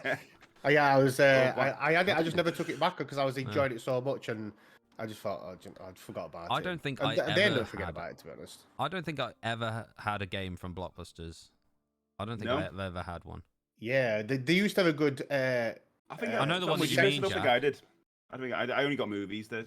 Yeah, they used to have a good section as well where you could buy the games once they've been bought, like rented a few times, and they was quite cheap at that time as well. But obviously, I love Blockbuster so much. I week, love Blockbuster. Yeah. When I started seeing Lynn's, it was like that was the thing we could do because there was nothing you could do. There was no Netflix and all that stuff. No. So we'd end up getting you had a deal with getting 2 movies, which was great because I pick one, she'd pick one, and then you get popcorn, ice cream, and a drink for like I can't remember. It was like a deal, something for a tenner. And you get all that stuff, and it was just like that made your weekend. You look forward to it. Yeah, Blockbuster. I used to love Blockbuster on Friday. It used to be so good. So good. Really good. Julio talking about what Jack is one of those friends that borrows something and never gets it. Yeah, this is not mine, mate. This is Chris's. Unbelievable. I've had it months and months. I'm still waiting for you to play the Arkham games. You played Arkham No, Asylum and no, not mate. Arkham City, and I'm still waiting for you to play it. Yeah, I think Coming on Switch now. I know. Yeah, on the Switch. Oh. Talking about Well, new games, technically. basically, do you know, Grand Theft Auto, I like Grand Theft Auto, but I'm thinking if they bring another one out, am I really thinking about going to buy it? Or do I really want to buy it? I probably would just to have it, but Just to have it. Soon, it's just, Nitro, it's soon. just going to be one of them things. It's just going to be another story, another character, something like that. And it's just Here's like, how the many core- times can they do that? Where Oh, the cheers, caution Googs. Thank you so much, mate. about- I haven't got any alert. I haven't got the alerts on. So it's 'cause Oh yeah, obviously- I was waiting. It was late. Yeah. The word of Thank you so caution much, with Grand man. Theft Auto, but anyone getting into it, it's like the new one. It's gonna be really. They're gonna have amazing, Give you a shout, dude. big packages of with like special editions. So if you get hyped about it, you might end up like having to spend a lot of money. 'Cause Exactly. That's what they're gonna do. Yeah. They're gonna have like statues of the characters, of the cars, or whatever. Yeah. Because they're gonna make as much money as they There can. you go, Googs. Yeah, I do like them. Like I'm saying, Grand Theft Auto 5 was a good game, and you could switch between 3 characters, which was good. And the map was massive, but it's just like I'm intrigued to buy another one. I'm not quite sure. I probably would just have it, but then Yeah. when I play it, I probably will play it for a little bit, and then I'll probably get quite I bored. don't know. love the idea of them, and I love like the work that goes into these games, but they overwhelm me. I can't play them. Yeah. I don't. I'm not sure. Will they make another? Because it's like. Yeah, it's been. I think they've announced it. What's Yeah. that? Grand Theft Auto 6. Grand Theft Auto GTA 6. Ah. It's coming, yeah. Wow. Nice. It's like it's a massive money maker for It them. is a like, money the maker, online, yeah. The online Like- is still making so much money. That's why they stopped the Red Dead Redemption Yeah. online because there's no point. The other one was still making tons of money. Yeah. Yeah. Red Dead Redemption 2 was such a good game. Like really good game. Yeah. Definitely. The online part of that was really good as well. Look at me, Googs. Googs, I'm never right, paying man. Blockbuster back. Never. It's like, I ain't got that game anymore anyway.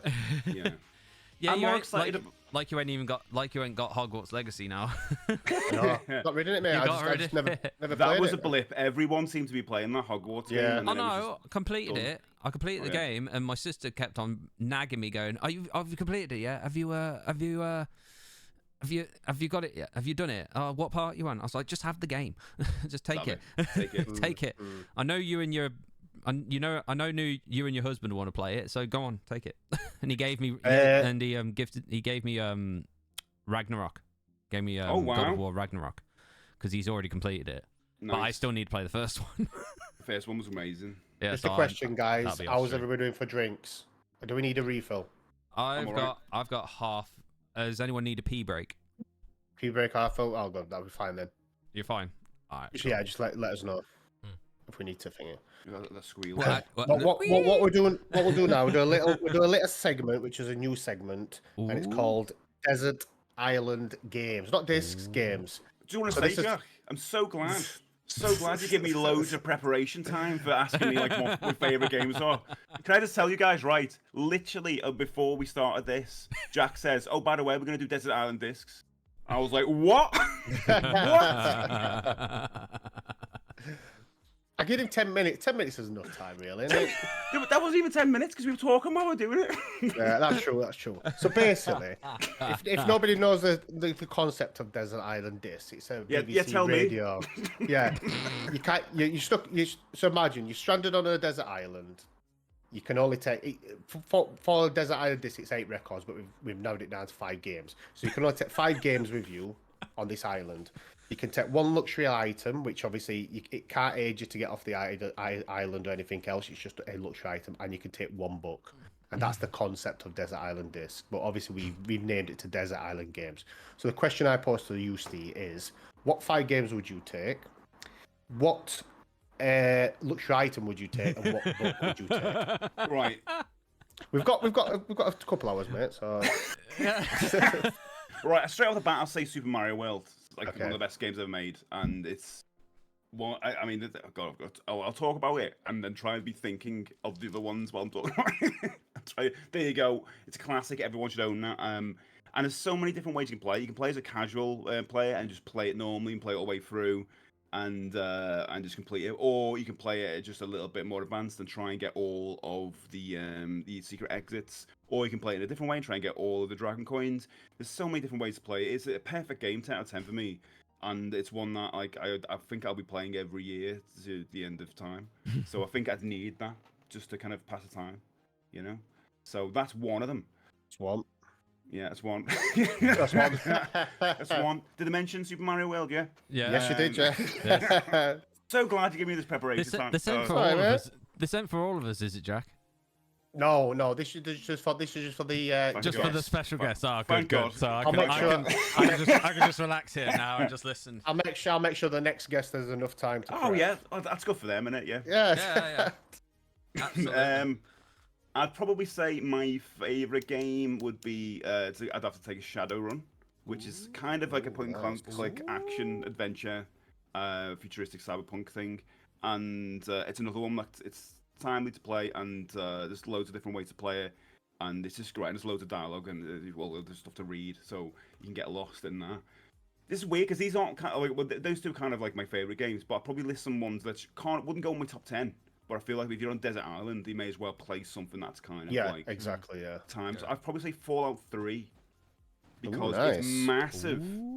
It's Such a good game as well. It's amazing, yeah. And I was trying to think toss up between that and Skyrim then. But Fallout 3 because I played it a couple of times. Not Question. not I love Destiny Question. 2. Question out Fallout 3. Did you blow up Megatron? Is it Megatron? Or did you not blow up I Megatron? can't remember if it's Megatron or Mega. Mega. Somebody will know. Megatron's a Transformer. Yeah. Maybe is maybe. Mega. I thought it was Mega something Megatron or Mega Summit. I've never played Fallout 1 or 2 Nitro. Mega Tron. Some Megatron then. Yeah, the town. Megaton. Megaton. Yeah, There we Megaton. That's go. the one. Yeah, that's the one. Just I by played it Manny's handwriting. twice, and I think the first time I didn't. The second Yeah. time I definitely You did. did. Okay. Yeah, Yeah. second time, yeah. But I love that game. There's so much to do in it, and it's one of those games, and you know, like a lot of those Elder Scroll games, where you never really finish it. It finishes you. You know, it's only when you walk away. Yeah. And it's always there waiting. You know, if you played Skyrim or Fallout, you know you can go back into that and do some other things. Yeah. So that could pass the time. How many's that? Did I mention Super Mario World? That's free. Yeah. Oh, Skyrim is a. I love Skyrim. Skyrim was such a good game. Really good. But I won't put Skyrim on there because No. I'm Not saying yet. Skyrim. Just yeah. not Destiny 2. Oh, can you have an online game that you can play with other people?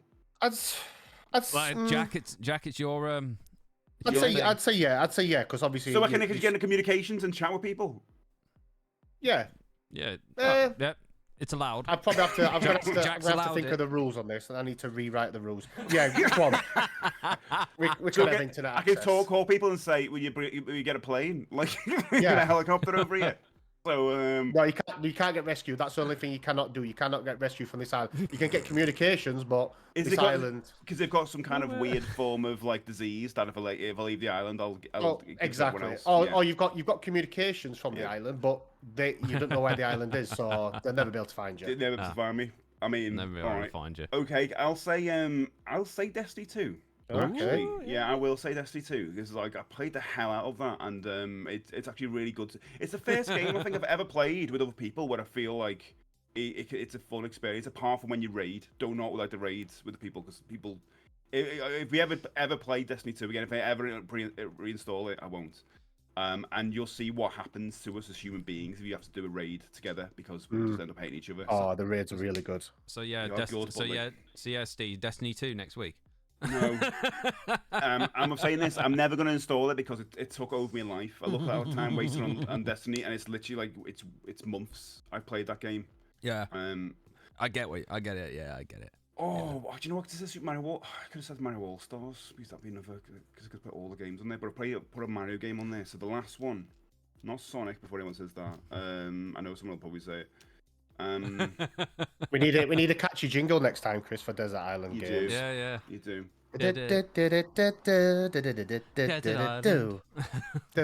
Desert Highland Games. Do you know what? It's That's a a good call. one. That is actually really good. It's a really good call. Oh. Oh yeah. I'll get so with the Super Mario World. I'll say the Super Mario World's and All Stars got J's. Yeah, that's you. Legend. Okay. Yeah, because it's got All Stars on there. So you're in Super Mario All Stars, yeah? Yeah, Super Mario All Stars with Super Mario World. That's okay, all yeah, on one yeah. cart. That counts as Okay. one. Okay. So that does counts as count. one. So that's Yeah, all counts as one. one. Yeah, and does my Steam library count as one? No. It has to be one individual game Oh, or that's a good cart. game. So it has to be a cart or a disc or disc or cart really. Oh, Jesus peas.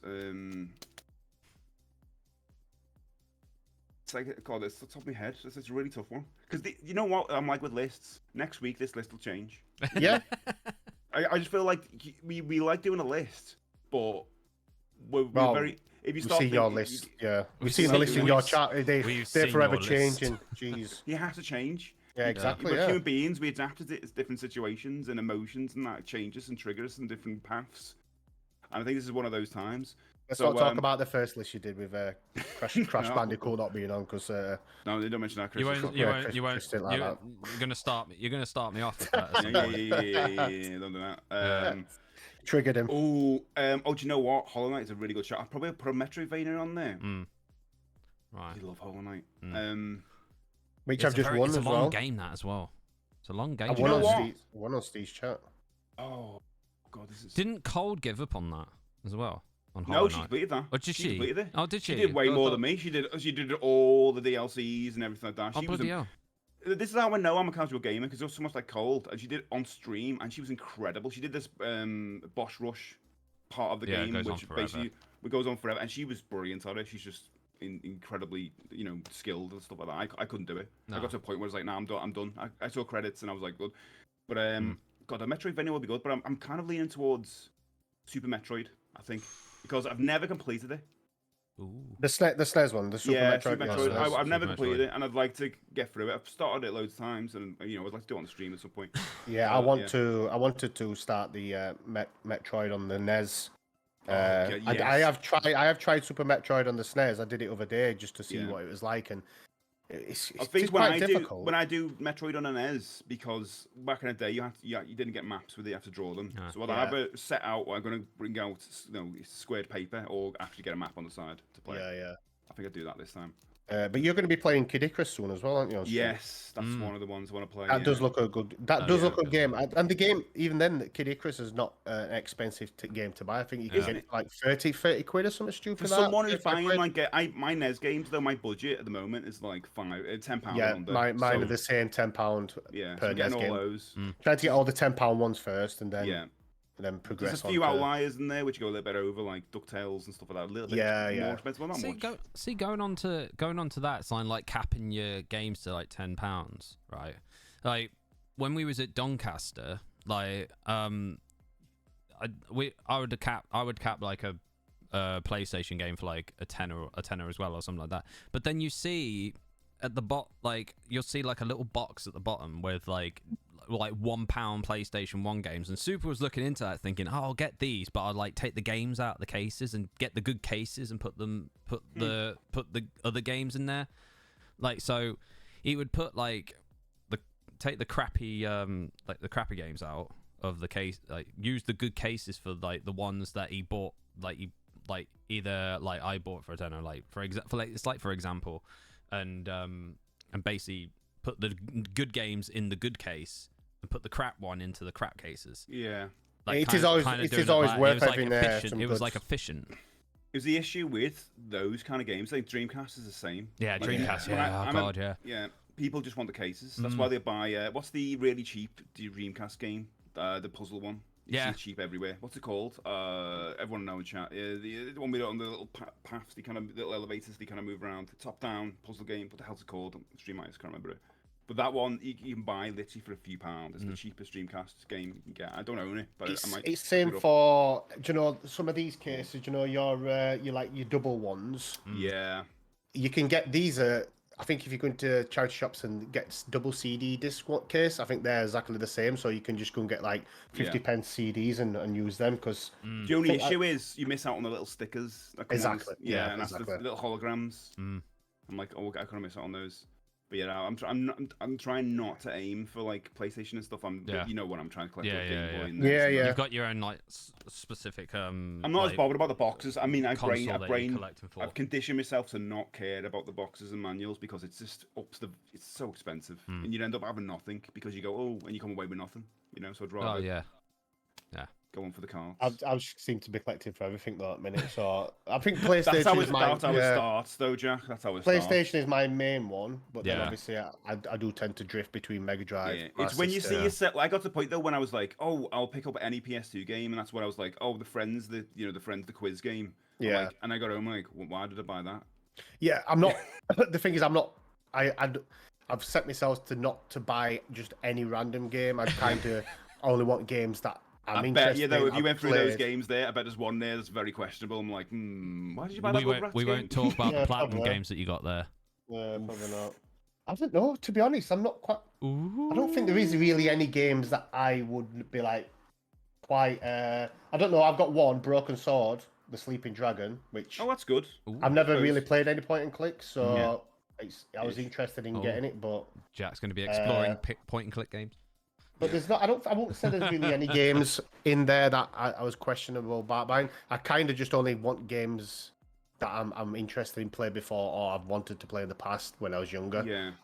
I kind of limit myself to stuff like that because otherwise I can just be buying games just for the sake of buying them and building a collection up and just having fillers in, which I'm like I'm not really interested in doing that. You quickly realise that you've got a bit of space. You realise that it can quickly get filled up, and you don't want to fill it with random stuff. You want everything there to have a reason to be there. Meaning, 100%, 100%. So your next one is a book.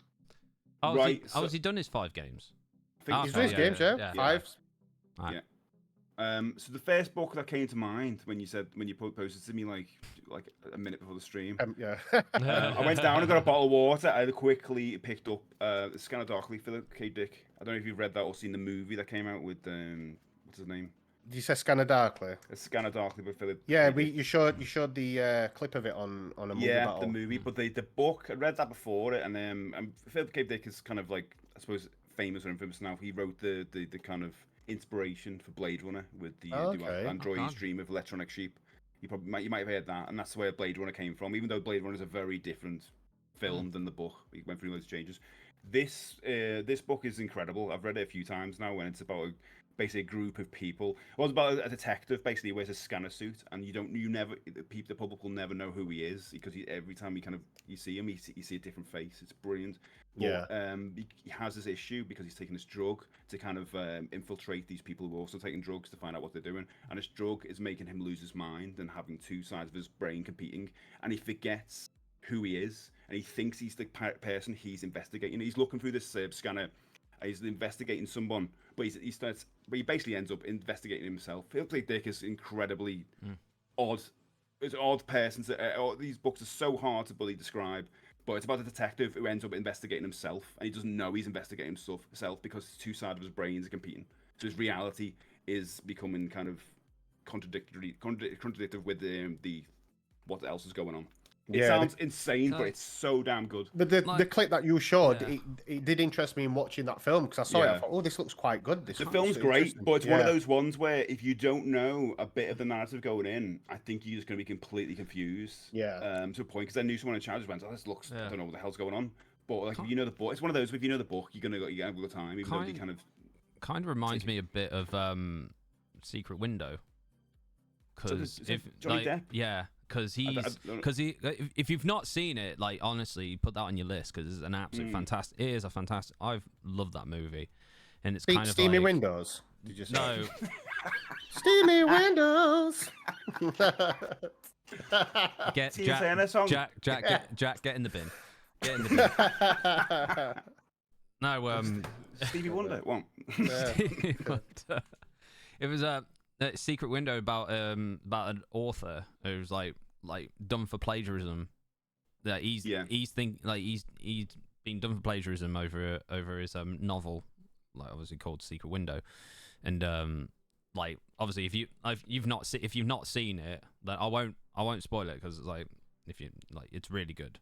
Yeah, He's kind of like battling through a divorce. He's battling through like kind of like he's psychologically like losing his like marbles, and he's kind of imagining these things and like saying that, oh, this guy's threatening me with plagiarism, and he's killed, and he's like kind of like killed people, but like yeah, I won't say any more because obviously you need to watch the movie because it's absolutely fantastic. Because it's absolutely fantastic.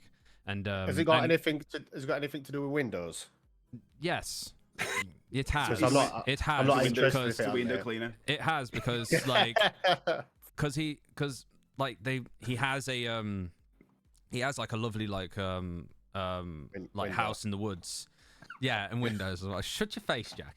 You PVC is it? And like I think his ex like removes a cabinet where and it shows a secret window.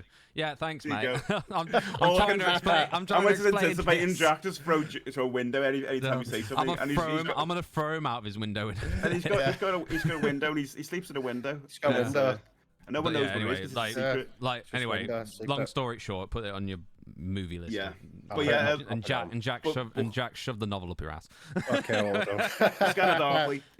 So it's, it's basically about a detective who starts investigating himself and doesn't realise it because he forgets what he looks like and stuff like that. It's so damn good. Yeah, Mally, French windows. Thank you. Noise. So, as for your last item, would be a luxury item. Now, this item, obviously, it's nothing that's going to aid you in escaping. It's just an item. I think the rules are it's just an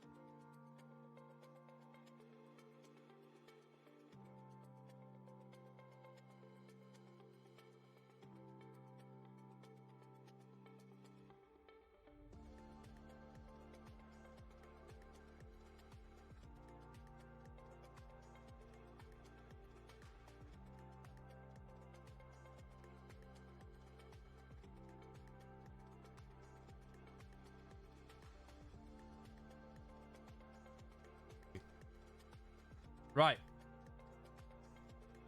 We are back. Welcome. There we go. Ew. There you go. Now we're back. Come back. What'd you get a tea? No, I I've filled got up my a water.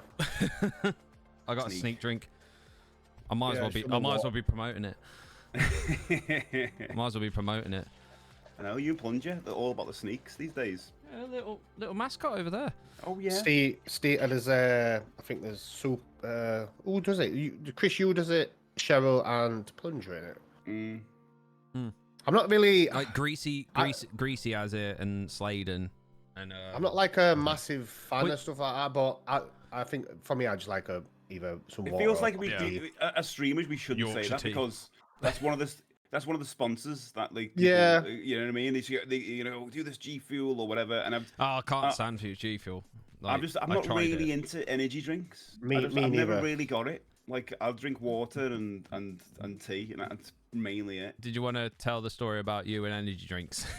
At Which- that was it the was it at the gaming convention or something? Which me, Like yeah, I went I to an think you said to an EGX. Yeah, EGX. I went to EGX, and I'd never had a can of Monster or whatever, and they were giving away for free. I was like, freebies? I'll have one of those. And it was just like a mass of people around this thing, like, oh, I want one. And I'll be honest, it was really warm in there, and I thought, oh, that sounds amazing. I'll have some of that. So Lindsay and me went over, and she's the same. She doesn't drink energy drinks or like she doesn't even drink fizzy drinks or anything like that, anything. So we went, well, it's free, we'll do it. We're going around that AGX getting free food anyway, because to see what you can get for free. I love all the merch, you can stuff you can get away. Anyway, I got a can. It was a pink one. You know if that makes any sense. Oh to you? yeah. I know that one. Yeah. It was pink. Yeah. Anyway, I had a bit of it, and I was like, yeah, it's all right. It was like it felt like I just swallowed a cup of sugar though, and, because I wasn't used to it. I was like, Jesus Christ. And honestly, within minutes, my pupils had gone crazy, and I was like, oh, okay, let's go to this one, let's go to that place, let's go to that place. And then within like seconds as well after that, I came down and went, with that, I was like, gonna drink more.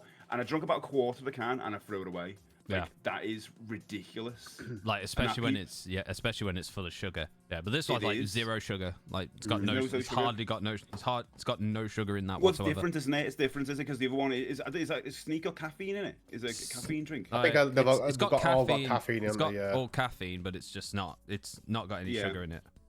I mean, You can get a lot caffeine's of- the issue, me, because I don't drink caffeine. Well, I try and get away. I have decaf, so it's obviously in there. It's some elements. It's obviously in chocolate and stuff. But I don't drink a lot of caffeine, and it gives me the best sleeps. Like, Yeah. That's my trouble. I have a drink. I have a cup of coffee in the morning just to start me off for work, and then I'll not drink anything then until probably evening time, where possibly might have one cup of tea and that's it. So I'm not really. I don't really drink much. But I tend to have like a cup of tea at the wrong time. I'll have it at round about 8 o'clock, so it's like kind of. But we know caffeine in tea is like slow releasing, so That's it. That's I probably read. I trouble. read a book called. I think it was called Why We Sleep, and it was basically about someone who went through the whole thing of like what you shouldn't and shouldn't do if you want a good sleep. Yeah. And one of the major things was caffeine, and like how long that stays in your system. Even if you drink it at like 3 o'clock in the afternoon, it's still Oh, no worries, in your Mally. system at night. yeah. Take care, Molly. Take care, Mally. So it's like one of those things now where I just like just try and limit it as much as you can. Yeah, Yeah. it's for If us you as well. I think you're not supposed to eat as well so many hours before bed, but Mm. for us it's difficult because We all do. Yeah, we finish work, so obviously I finish work, I stream, pick Sophie up, and then we go to the gym around about 6ish or something like that. So then Oh, we'll get God, home. yeah. So then we'll have an hour at the Hello, gym. By the Steve, time we you get alright, home, made us food, and we're not kind of eating until around about 7:45 or something like that. And so then we settle in, then it's really like time for bed. But we tend to go to sleep for like until 10 o'clock or something. But still, it's Yeah. still eating before bed. But there's nothing else we can do No, how do really you do fit that. it in? Unless Exactly. You have it, yeah, unless it's prepped. yeah, preps. Yeah, just have like a protein thing or something. And that's it. Yeah, but it is what it is, isn't it? But yeah, I'm like I said, I'm not a fan. I don't mind it of them sneaks and that, but I'm not one Yeah, for. same. Although when we get to that, when the summer comes in, I'll probably drink more juice and things like that. Yeah, Like, want a yeah, little bit of definitely, sugar in yeah. a drink, maybe. But yeah, I don't know. No. Not for against it. I was saying before, like that's one of the things that we kind of like you know, well, what's it, cutting your shoe off to eat your face? One of those phrases. I don't know, something around there. Is it Whereas cutting your nose off spite spite face? face? That's the one. It, Yeah. One of those things of like, because if you ever, you know, we want to make some money on Twitch, that's one of the big things, isn't it? Yeah, of course, Drinks. it's financial. So thing, many yeah. people, so many people on Twitch. Like Chris, you actually like the drink and stuff like that, so like you should try and, you know, get that out there. Yeah, That's the point. drink more sneak. There you go. That's it. I think if I was going to be me, I always think about this as like, you know, I'd probably do tea or Yeah. something, you know? Yeah, Like yeah. a nice Promote decaf tea. If Jack wanted to do tea, he would do Yorkshire tea. Oh, that's yeah, Yorkshire Yorkshire tea, promote tea, yeah, Yorkshire tea. Yorkshire tea. Right, do it for Yorkshire. Yeah, it's got to be Yorkshire. Yorkshire. And all that Yorkshire Sean tea's Bean really on the nice. stream, Yeah, that'd be good, wouldn't it? He Yeah, loves- imagine. That'd be amazing, wouldn't it? He just loves everything Yorkshire. He just loves it. Like even I'm in not- yeah, I'm not a fan of it. Super Stream, he was trying to talk Yorkshire, and I messaged Jack saying, "You've got to listen to this," and he just went in there saying, "All right, what's going on here?" Go on, talk Yorkshire, Jack. I want to hear Go on, one of Jack. Yorkshire. Put it on. You've been put on the spot top of my here. head. So hold on. Hey up, lad. I'm going right town. I see it top of dot of bottom. Just I don't know, just stuff. It's just like Can you have should Super listen. say that, please? See, I'm not as Yorkshire as my dad. My dad is like really Proper. Yorkshire. It's Like, Yeah.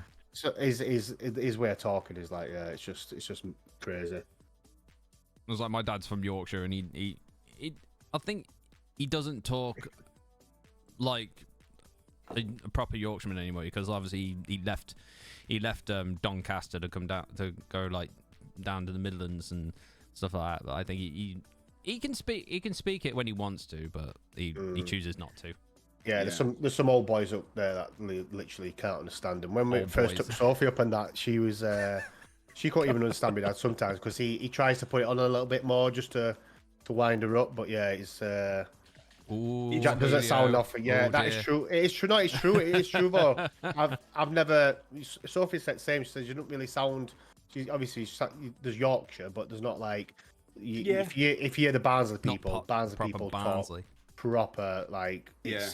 They I find it with some people as well, especially in Barnsley. They text how they speak, so they'll speak how they normally do, but then they'll put it in a text as well. So everything's like "a up" and the like "tan," and they don't spell it right. Tan, obviously town, and they spell it TARN, and but they put it in the speak how they Afternoon, Max. the text how they speak. It's weird. It's strange, but I don't know. Right, Yeah, Chris. sound more like from your I'm not from It's odd how Donny. your Yeah. own accent just evolves over time, you know? Yeah, Like, I think it's weird. I don't think I'll ever lose my accent, but I think No. moving down here is Never probably lose kind of It's nice to have an accent, isn't it? Yeah. exactly. Yeah, of course it is. Yeah, definitely. There's only It's Chris that I've got one. Yeah, I could make an accent if I wanted to. It's got don't talk like this for the rest it's of it's the got- show. got country. Oh, I've call got them, it. I think they call it carrot crunchers down here. Yeah, Country bumpkins. yeah. Carrot Yeah. crunches, I've never heard them. Yeah. That's good. Well, It's like- yeah. There's an area called Bromsgrove near a Bromyard, and they proper like country, Yeah. country folk. Yeah. Yeah, It's yeah. funny though. Country. Yeah. It's like my Country, mum. country. It's Country. like my mum's from Liverpool. She was born like around Bootle. She was brought up Yeah. around like Bootle way. Yeah, Bootle. Boo. Boo, lad. Yeah. It's like she went through like the 60s and 70s in like Liverpool, and then moved down down from Liverpool to Midlands as well. Yorkie, how's Did it she- going, mate? Hope you're doing well. Did she know Scylla? She knows Scylla. She probably did. She probably did. I It's wouldn't- one of those I wouldn't weird put it things past her, no. where people just think because you're from Liverpool that you know the Beatles or something. Yeah, You yeah. know? Oh, you must be. You know someone who knew the Beatles. Like my mom and my auntie, like her sister, they were like really like big, like they were big with the Beatles back then, but not as much now, but like back then, like when they were living, like when obviously my mom's living in Liverpool, she was a big fan of the Beatles. yeah. Talking about music, just off topic. Has there been watching any Glastonbury recently? No. We watched all of it basically. Oh the my weekend, god, yeah. we switched it on just to see who was on, and Arctic Monkeys were headlining. Oh my god, they were trash. I'm not. They were boring. I've got to say the same thing because I like their first album. Yeah, the then first think they couple kinda albums were died- really good. I think they kind of died down since their early records. Yeah. Like their I early think- records were brilliant, but then Yeah. it just kind of like past I would say past Brainstorm or something, like, or is it For Brainstorm? me, it's like after, something like after the that, first then it album, just they comes got down. money and stopped singing about and stopped making songs about where they lived. Yeah. And local time. And it's a controversial, but I also think the same kind of thing happened with Stereophonics. Yeah. Like, they were better when they were talking about singing about like where their local town. Yeah, yeah. You know, local boy in the photograph and all that stuff. And I love that song. It's so good, isn't it? Absolutely And I love think it. of the Arctic Monkeys, and it's like I don't recognize that band. Like, No, from me where- neither. I like the Recognise kind of the edges have all been kind of like smoothed Yeah, out. even and- even the latest album that they brought out, I'm a fan of buying albums and that, but nothing interests me on that album at No. all. It just seemed rubbish. And watching them live as well, it was just. Yorkie, thank you so much for the raid, mate. It just didn't see. It was just one entertaining. You could see people in crowds yawning as well, and like the one enjoying it. It was like, and a lot of people. Oh, cheers, Julio. Sophie Thanks, showed me mate. on Facebook Thank you, that mate. a lot of people just kind of fobbed them Do off a- because Oh. they want the best. Nice one, Want the thank you. best. How's it going, Raiders? Hope you're doing well. Yeah, Welcome if you in, haven't- Raiders. Yeah, please go and check out Yorkshire Bother if you haven't already. He was doing a podcast himself as well. Ooh. Oh, So- really? Please show them some love. They were playing talk shows and podcasts. Their title suggests is that cheat codes aren't cheating. Episode 5, Submarines versus Spaceships. Oh, okay. Ooh, very nice, Cheat Yorkie. codes Very nice. aren't cheating. Ooh. That's very I need good. to know a bit more info with that. I used to like the cheat codes, and you used to get in Yeah. PlayStation 2 games. How's it and going, stuff like that. Huffle? Let's see who you brought with you. You brought Huffle. All right, Huffle. All right, Slender Mandy. Hope you're doing well. Goody Bear. How you doing? Hope you guys are doing Good. well. Hey? What'd you say? What's Steve saying? The review was a tale of two bands. Yeah. Yeah. Basically, the first and second version of them, I guess. Mm. Yeah, But overall, well, yeah, with it's true. Glastonbury, like, I normally I watch the hell out of it, and I find loads of things I like. I don't know if I'm getting to that point where I'm just old now, and I'm just seeing a lot of bands and pop acts, and I'm like, Yeah, there was a time when I used to love. Well, I think best time for me music wise was probably it would be late 90s, early 20s, where everything on the radio was a band. Literally, it Yeah, was one it's not band. It was anymore. Kasabian, it was the Kaiser Chiefs, it was Arctic Monkeys, it was just dope, and it was just so good. And now you don't it's just- realize like you are kind of lucky to be in that time until Oh, you're yeah. out of it, and then you're like, now it's like there's none of that. Like Foo Fighters as well. So Yeah, I'm not. Foo I'm not a Fighters. fan of Foo Fighters. Like, I I'm like not- I like Yeah. their earlier like albums, like the color and Yeah. the color and the shape, and like I've always and just all seen them those- as, like, all those the all stadium those rock. records. Mm. You know, Yeah. but again, it's like the only acts I've seen over the weekend that I actually like. Fever Ray, I don't know if you've checked them out. I liked her, and Manic Street Preachers, who played yesterday. Manic loved Street them. Preachers. Yeah. And Guns N' Roses, I thought were pretty good, and I thought they were going to be, because everyone was saying how bad they were going to be and all this because Axl Rose has lost his voice, whatever. They ended up being really good. The mix was terrible overall for that show, but they were really good. And Yeah. I caught a bit of Lana Del Rey as well, which I think she's great. And that's pretty much it so far. Like everything else I've seen, all the pop acts and all that stuff, I'm just like, Yeah, and nothing all, like all the bands, like other bands even I've seen, I'm like, enough for me. Yeah, I tend to, obviously my job, I tend to drive around a lot, and I never have the radio on, not once. I can't stand it, to be honest. I hate listening to the radio. There's nothing that interests me, and that's why I tend to obviously listen to Steve in the morning, because there's nothing on the radio that interests me. It's just it just sounds garbage to me, everything that comes out, and that's why I like to listen to a lot of older stuff and That's it. older bands and Yeah. music. It's just, it's a lot better. I was so tempted, it was last weekend, I was so tempted to get a Bluetooth record player and I wanted to get Hybrid Theory, do you know, the Linkin Park? Yeah, Linkin Park's Hybrid Theory. Because I was sat in the dining room and I had that on listening to it. I was like, oh, this is so good. it. And I just wanted to get it. Here you are, Jack. Would you prefer Hybrid Theory or Meteora? I'd say I'd just go for Hybrid Theory definitely for first. See, I'd gone for Meteora myself. Yeah, it's just there's so many good songs on that album, boys. Ridiculous. Is Hybrid the first one? That's the I think that's Hybrid only one I Theory is the listened to. first Yeah, one. Meteora is yeah. the second I only one. knew that one. I prefer That Meteora. album's so good. Is Like that the really one with good. crawling in my skin and all Yeah, that stuff that one. Yeah, I that's like that Hybrid album. Theory. But then I you've never got Never carried on. then you've got Meteora with like some Breaking Habit and and all like Faint and all those songs like Somewhere I Belong as well, which I felt more appealed to that record than I did for the first one. I don't get me wrong, it's a great, both of them are really good in their own right, but I just very much floated towards Meteora than Hybrid when they brought that out. Did you get to catch Marco's stream? Because he's 400 followers now as well. He did a 400 follower stream, and he did a karaoke set. Oh he god, did I rock catched band. a bit He of did it. rock band. I catched a little bit of it, yeah. It was so good. He was doing Oh. songs like that. He did loads of the old songs, new songs. It was really good, to be honest. Congrats. And he had his Yeah. camera on, but he had it, I think he's running it for his I think he's running through his PS4, PS5. I'm not quite sure. And he had his camera on, but what he had it so it was like you couldn't kind of see his face, so it was like he had no lights on, so you just see the silhouette of him. And it was really good. It was really good to see. That's a good way. Really good. I say, and he did put a good effort in, to be honest. Yeah, It was really good. fantastic. It was good to listen to him. But yeah, it was because he can hear his French accent come through the songs and that, and it was really good. I thought that's a really good idea, to be honest. That is amazing.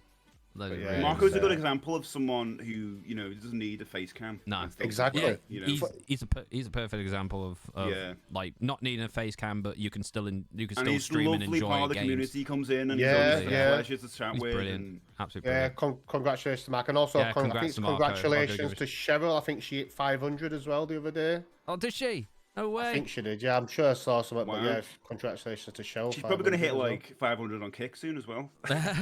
Yeah. I've like I said, I've signed up for Kick, Yeah. and obviously got my name. Like you said, put your name down so at least nobody else can take Yeah, that. I shit, do that with yeah. any social media. Yeah, Just do it. Well done, You never Cheryl, know. for hitting You never 500. know, do you? yeah. So- Talking about social media, go on, Chris. So going back to like obviously what's been happening around Twitch, obviously with what the changes that they've made on their platform, and there's been news about other big streamers going to Kick and all that stuff. So I wanted to kind of like say a little bit about it and want to pick your thoughts on the well, I wouldn't say a situation.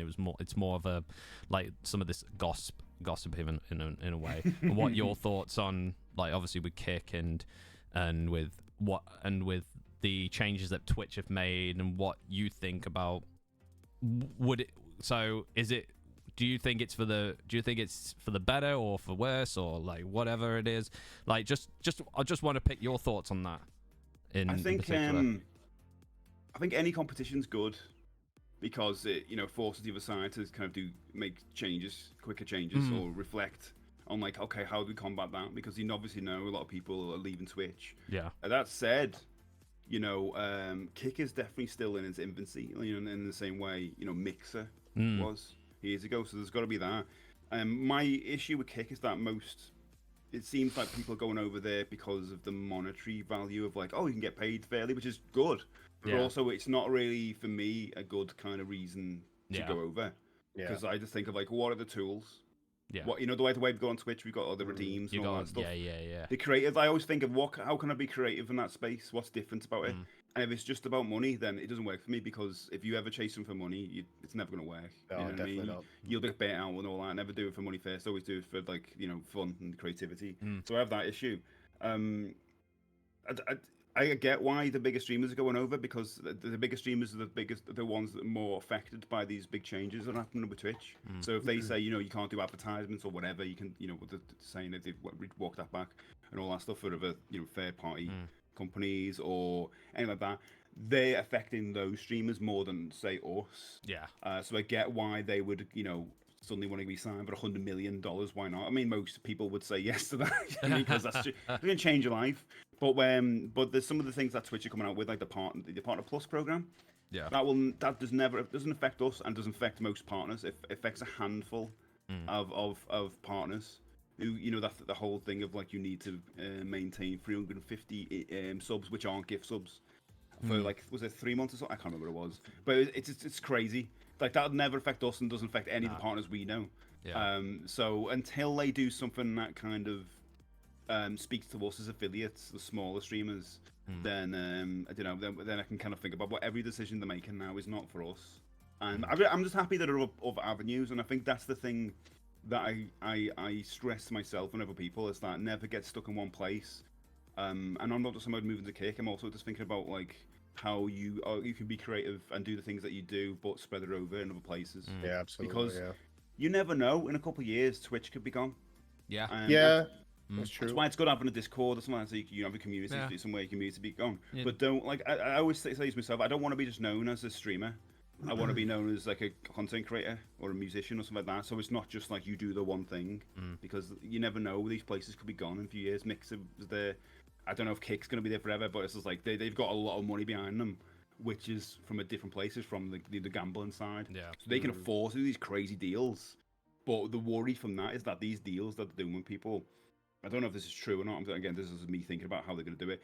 You know, where they've got, what's his name? I keep calling him QVC. Yeah, Yeah, you was talking about. You was, yeah, you Can't was, stop saying yeah. QVC. I think you was talking about him in your stream. Yeah, Yeah. So those streamers, QCC as well. XQC, that's the There one. we go. I don't know these streamers. They're not in my world. I don't know. You know what I mean? So that's why I was kind of annoyed when I was talking about the other day, one of these bigger streamers talking about like I wouldn't want to be one of the smaller streamers. I'd just give up. I was like, well, I wouldn't want to be one of you who just get complacent to sit there and just react all day, and that's ridiculous. But they're the ones who are going to be more bothered by these things. But also, I think the people who are getting signed to go over to Kick, I wonder if part of the incentive for Kick is that they've got to introduce gambling into their streams. You know, Yeah, see, because that's you the think. point. That's the point. You think of how much they're worth. If someone like XQC is on there, and then suddenly he's got thousands of people watching, and then suddenly he's gambling, and then enticing other people to gamble. Oh, by the way, if you sign up, you get a £5 free bet or whatever. And then you got Amaranth as well. Oh, Amaranth, so you got both of them. And if she's gambling on there, and then suddenly she's getting everyone else to gamble, you know what I mean? It's like it makes so much more money. It's more worth for it's like a Kick, and that's why I'm not that bothered, because it's all about people going over for the monetary value of what they can get financially, and that's like well, I think, what can I create? That's why I think, I wouldn't mind doing a live stream on YouTube at some point, because I think I can create something different there. You know, I'm not one for like kind of bad mouthing other streamers and that, but like big streamers as well. But there's certain streamers that I've caught, and they've got like so many 100 subs and followers, and they win like Streamer of the Year award and stuff like that. And I've like kind of caught the streams a little bit. I'm like, well, what are you doing? What did they do? Apart from shout at the monitor and get women on and do other stuff, and I can't understand what the entertainment is behind that for something. But obviously they're doing something right. Yeah. But I just like thinking, well, what? For me, that's not entertaining to watch somebody. It's supply and demand, isn't it? Where it's just when you realise it's the same thing of like when you go to see a Fast and Furious movie. It might not be for us, but there's a reason why there's 10 of those movies out. Yeah, exactly. You know? It's like this is the reason why people watch the pool streams. It's not for us, but it's definitely people like that. So. You know, that's fine. I'm never ever going to say anything bad about those people who do streams in that way. Oh no, exactly. Yeah, exactly. We're not the audience. You know, that's why we don't know. Yeah. We don't understand, and they don't understand us either. That's what my issue was the other day about people saying, 20 and below, you should give up. It's like, well, you don't understand why we do this. Well, it's it's like you said. We're in our own we're in our own bubble on Twitch where, okay, we're not as big as like Amaranth or XQC, but we enjoy what we do here, and we're not bothered about the people on the people on the outside of our bubble, but we welcome people who are interested in retro games and gaming in general, and just to make friends and have a good time. That's the whole reason why I started like streaming on Twitch, because I felt secluded, like I felt lonely and I felt like I had no friends. But so kind of like starting Twitch like 2 years ago, like thinking about it now, like what would happen if I didn't do this? What would happen if I didn't do that? I wouldn't have met everyone from the communities. And I'm glad that I did start it 2 years. I did start streaming 2 years ago. Obviously, we wouldn't have had this. And exactly. like it's making like.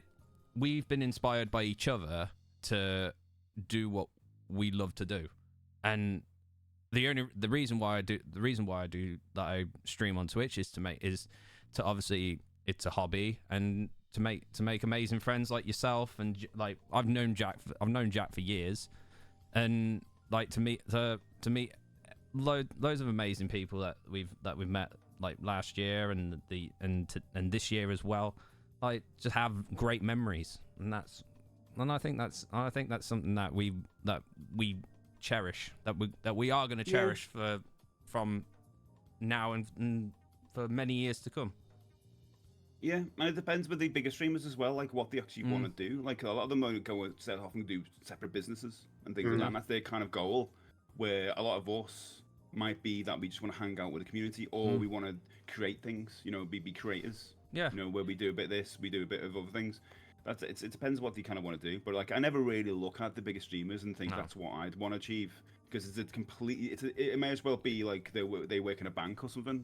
It's completely different than what we do. Completely different world to us. Yeah. Yeah. Talking about obviously promoting yourself, do you wanna ever talk a little bit about your YouTube channel and then obviously promote that a little bit? And guys, we're going to put a link in chat as well. If you're new here, the link is there. And you're not following MrSteJ's YouTube channel, I advise you to, because it is such an amazing channel. So funny. He has some good clips on it. He has got some good shorts, and he's got knowledge on what he's talking about. So it's good to obviously watch these videos, and they're quite funny as well. They're entertaining as well, which is more than anything. So if you like, guys, if you're not following it, honestly, give MrSteJ a follow. I've only just started taking it seriously like this year, literally this year. So that's why there's only 500 on there. So you know, when you say that, it's like people expect to go there. It's gonna be like 50,000 subscribers. I've literally only started. I've had that for a while, but I only started this year. They go right. I'm gonna make a good go, and that's like kind of like was my New Year's resolution to put time and effort into that. I called it MrSteJ because I wanted to be something a bit different than MrSteJ, because I didn't want people to go over there thinking there's going to be VODs and clips from Twitch. There's nothing on that channel that is from my Twitch channel. I wanted it to be like, if you watch my Twitch channel, you can also watch that and get something completely different. Yeah, I've got a clips channel like everyone else, because I feel like everyone should have one. You should have somewhere you put your VODs and all that. You should keep those and mix around. But I wanted something that I could kind of in the same way, like you were doing you did videos where you went round to the markets and stuff. You wanted something. I want something unique that I could do. So we started that this year, where I could just basically be. I've done other things in the past where I've done YouTube, I've done guides and all that stuff, and at some point it kind of fizzles out because you end up not doing what you love. You're doing it because the numbers or whatever. And MrSteJ for me is like, I love it so much. I just love having a place where I can create and have a laugh and do things that are just not for everyone, but just for a few, for the community. So like, I'm doing like a video which has got Plunger in it, and in some weird way, no one knows who he is outside of you guys. Well, they're like, comments going, "What the hell is this?" or whatever, and it makes me laugh. I'm sitting there editing it, and I'm laughing my head off. Like, how was he gonna take this? It is a good channel, but like I say, it's totally separate. It's separate from what you do on Twitch, but it's totally different as well. And it's nice to have that like mix up of things, and you put a lot. You can see you put a lot of effort into these videos, and the editing into it, and definitely shows. It does come across. And you've only just kind of doing more to it now, but I can see that channel growing really big. And I think honestly, guys, you should definitely give it a subscribe, because it's he wanted to get 1,000 on. Obviously, he's wanting to make.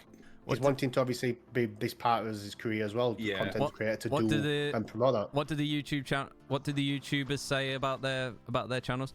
There's 53% of you that aren't subscribed to it, and 23 of you are. Please subscribe to the channel. Well, weirdly, that's like kind of my main main focus. I think, like with YouTube, because with Twitch you can plan your streams only to an extent. That's all you can do. You can't, like, if you put too much planning into a stream, you stress yourself out. You can turn out what game you're gonna play, how you get, things topics you can talk about, whatever. But with a YouTube video, I love the fact you can learn so much with YouTube, because you learn about making video. You suddenly want better cameras, you want better microphones. It's like, how can make the sound better? How does the music dip in with the audio? How does that transition to this? And it's like I was saying earlier, that no one was no one sat down and would ever teach you this stuff in school or whatever. You've got to do it off your own back, off a project, and I've learned so much from doing YouTube. Oh, don't worry, I think it's just the editing of your videos. You can see there's really good editing behind it, and obviously the clips that you put in it, and every time a video pops up on my thing saying, MrSteJ's put a new video, and I'm first straight away to click on it. I watch it. I want to see that video instantly to watch it up, and that's what kind of intrigues me, because they are, and the length of them as well. You don't do them too long. You kind of keep them to a certain length, so you don't lose interest in it? Because I know some videos, if they go on for like 20, Here's the 30 thing, no, I minutes. would love to do videos that are longer because that's Yeah. how you do well on YouTube. It's all about retention. But like, say I did that chat with Amiga from Yeah, Mortals about I was just Space about to Games. go really on. good. We was just about to go on Yeah. that as well. So Yeah. that video was originally over an hour. So when we recorded that, it was an over an hour chat, and I sat there with that on the timeline, and I wanted to condense it down to 10 minutes. I was like, the stuff I cut out from it was just annoyed to hell me, but I was thinking, no, I've got to make it so it's watchable. Yeah. These people watching. Did you ever think about doing like a delete? Like a kind of like, you know, when they do like in movies, like they Bloopers. have like the bloopers or deleted scenes or whatever. Did you ever think about like the hour chat with Mortals? And Did then- you ever think about popping a bit of those little side ones on the channel saying, this is what didn't make it on the video, but you can see it I've here got on the tons of bloopers. those. So whenever I do a scripted video where say maybe like some of them when I'm talking about or shorts or YouTube shorts. yeah, they do well. But I've because I do some of them scripted where I'm talking about games, you know, for example. Some of them are, some of them aren't. It depends what I'm filming. Like some of them, if I'm trying to get a line across, I've done this because I've been on YouTube for years doing other things on other channels, and it never get easier. Where you got to learn something, you're like, okay, and a word you think you've wrote down, you think you can say. And because I've got it on accent, you guys probably have the same thing when you do some words you stumble on, you go, oh, I can't say that properly. Yeah. And suddenly you're like, and this specific, and this specific Specifically, game, yeah, I can't say that specific, and you're like, and you just start getting angry, and you start swearing, you're like, "Argh!" And I do this thing, and I put a bloopers thing out ages, but one of the things I do when I'm trying to get a word, I do this, I do the King Kong, and I go, right now, okay, specific, and I'm like, I'm constantly doing that. It's so tough, but it's like I know, and I feel like I'm the worst person ever when I'm recording. Going, that was absolutely crap, and then the edit it comes out because that's my favorite part. The filming is not my favorite part. My favorite bit is the editing, and this is why I probably hinder myself with this because even if it did ever get successful, I don't think I'd ever let anyone do editing because that's the bit I enjoy doing. Yeah. I love it so much.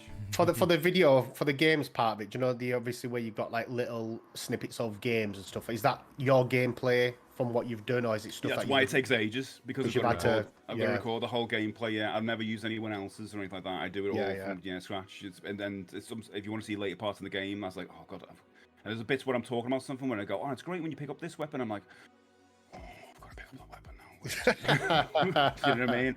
Yeah. That kind of gets annoying, but it's a place to be creative. That's the thing. Yeah. It's like, and that's what I was gonna do this video. It's weird because sometimes you don't end up doing videos as well because you think I can't find the joy in this. Yeah. Where I recorded loads of me going to this Lego festival the other day, and I was going over the footage, and I was like, I'm gonna use the footage in a different capacity. I'm gonna use this somewhere else. Yeah. As a standalone video. I was cutting, and then it was like, there's nothing left here, and I couldn't find a story. And I was like, no, and the audio wasn't great because I need a better camera and all this stuff with because the point and shoot I take out, which I don't take this main camera out because I want to keep it there for Twitch because it's so annoying if I'm going to wreck it. Yeah. I want to leave it there. So the other camera I take out hasn't got a way to put a microphone in it. It's so annoying. So I want to get a better camera. I can do that, and that's something I've got to be saved up for. Talking about earlier about getting better things. But so the audio wasn't great, and I was like, and I wasn't feeling it, and I was editing it yesterday, and I was a bit down, and then it was like, "Are you all right? What's up?" And I was like, you get one of those moods, and she was like, "What's up?" And I was like, "This video," and it's like, "Don't go anywhere." And she said, "Why don't you just move on and do something else?" And I was like, "Yeah, I can do that, can't I?" And I was like, just kind of completely moved on. Yeah, but like I said, the footage that you've got for it, I mean, you might not use it this time, but it might come in context for something else. It's so strange. Like, I always say to anyone, make sure you have a notepad by your bed, or you got your phone when you're out. This is odd, right? So I was out yesterday. We went for a walk, and I don't know if I should even say this. This is weird. I nearly collapsed yesterday. Oh, really? Yeah, I went for a walk with Linz, and we were just talking about stuff, and I had this funny turn, which I've never had. And I had to like sit off by a wall, and I was like, "Oh God, I don't know what's wrong with me." And then we looked it up as like heat exhaustion, but I wasn't feeling hot, but like I was spinning. And I realized because I've been running like every 2 days constantly for the last few weeks, and doing weights in the morning, and I had to sit there for ages. And then I got home, I walking home, and I was like, "What's that? So weird." But then I was like, because we normally when I'm talking with Linz, we just constantly just talk at each other, but we had to walk all the way home, and it was quiet. And it suddenly hit me. I was all I could think of was like these videos, and I think it's a thing because I can't stop thinking. I can't stop thinking about projects, and I think sometimes I get a bit exhausted about that. I think that's what it is. Probably mental and probably physical exhaustion together, which is obviously going to cause you to That's why I'm saying like I'm in the perfect place at the moment because I love all this stuff. But anyway, on the way home, I was thinking, okay, and I was thinking about this other thing I was going to make, and then I started getting annoyed by like I couldn't do anything with that video, and I suddenly went, wait a minute, what happens if I do this and put them together? And I was like, oh. And suddenly I was thankful that I had that turn and nearly collapsed because I wouldn't have got to that point where I can kind of put these two things together. And so I was like, the inspiration can come at the weirdest times. When you did the plunger video and you did the footage in IKEA, was your intention to do that for the plunger thing, or was that just? I came up with that idea in the car going to IKEA, and I was like, I've got this bit of plunger, and I knew 80s does the he does it all the time. He does the video stuff. He does the video stuff on the stream. Oh, you two are involved in that. And I didn't want to just copy 80s by putting the same thing on my screen because I like to be inspired by people. And something that I think that's a really cool idea that he did that, and I love that. You take someone else's ideas, and the best ideas are the ones you take someone's inspiration and you put a spin on it. That's what you should always do. Otherwise, it's copying. So I saw that, I was like, okay, I love that. What's such a great idea. He's done that with the mobile phone. How can I take this idea and put my spin on it? And I was like, well, and I kept thinking about it for weeks, to be honest. And I had that clip of plunger for ages, like, what can I do it? And and then I thought, wait, what happens if I don't put it on Twitch? Maybe I make videos out of it. And then suddenly we were driving to IKEA, and I was thinking, why do I do the thing where like he's giving me some kind of like he's like haunting me or something like that, and I would just like cut it. But no one outside of our group would know what the hell this is about. But if it makes me laugh, it's worth doing it. Like, it made me laugh, to be honest, mate. It was really good. Really good. I was in hysterics.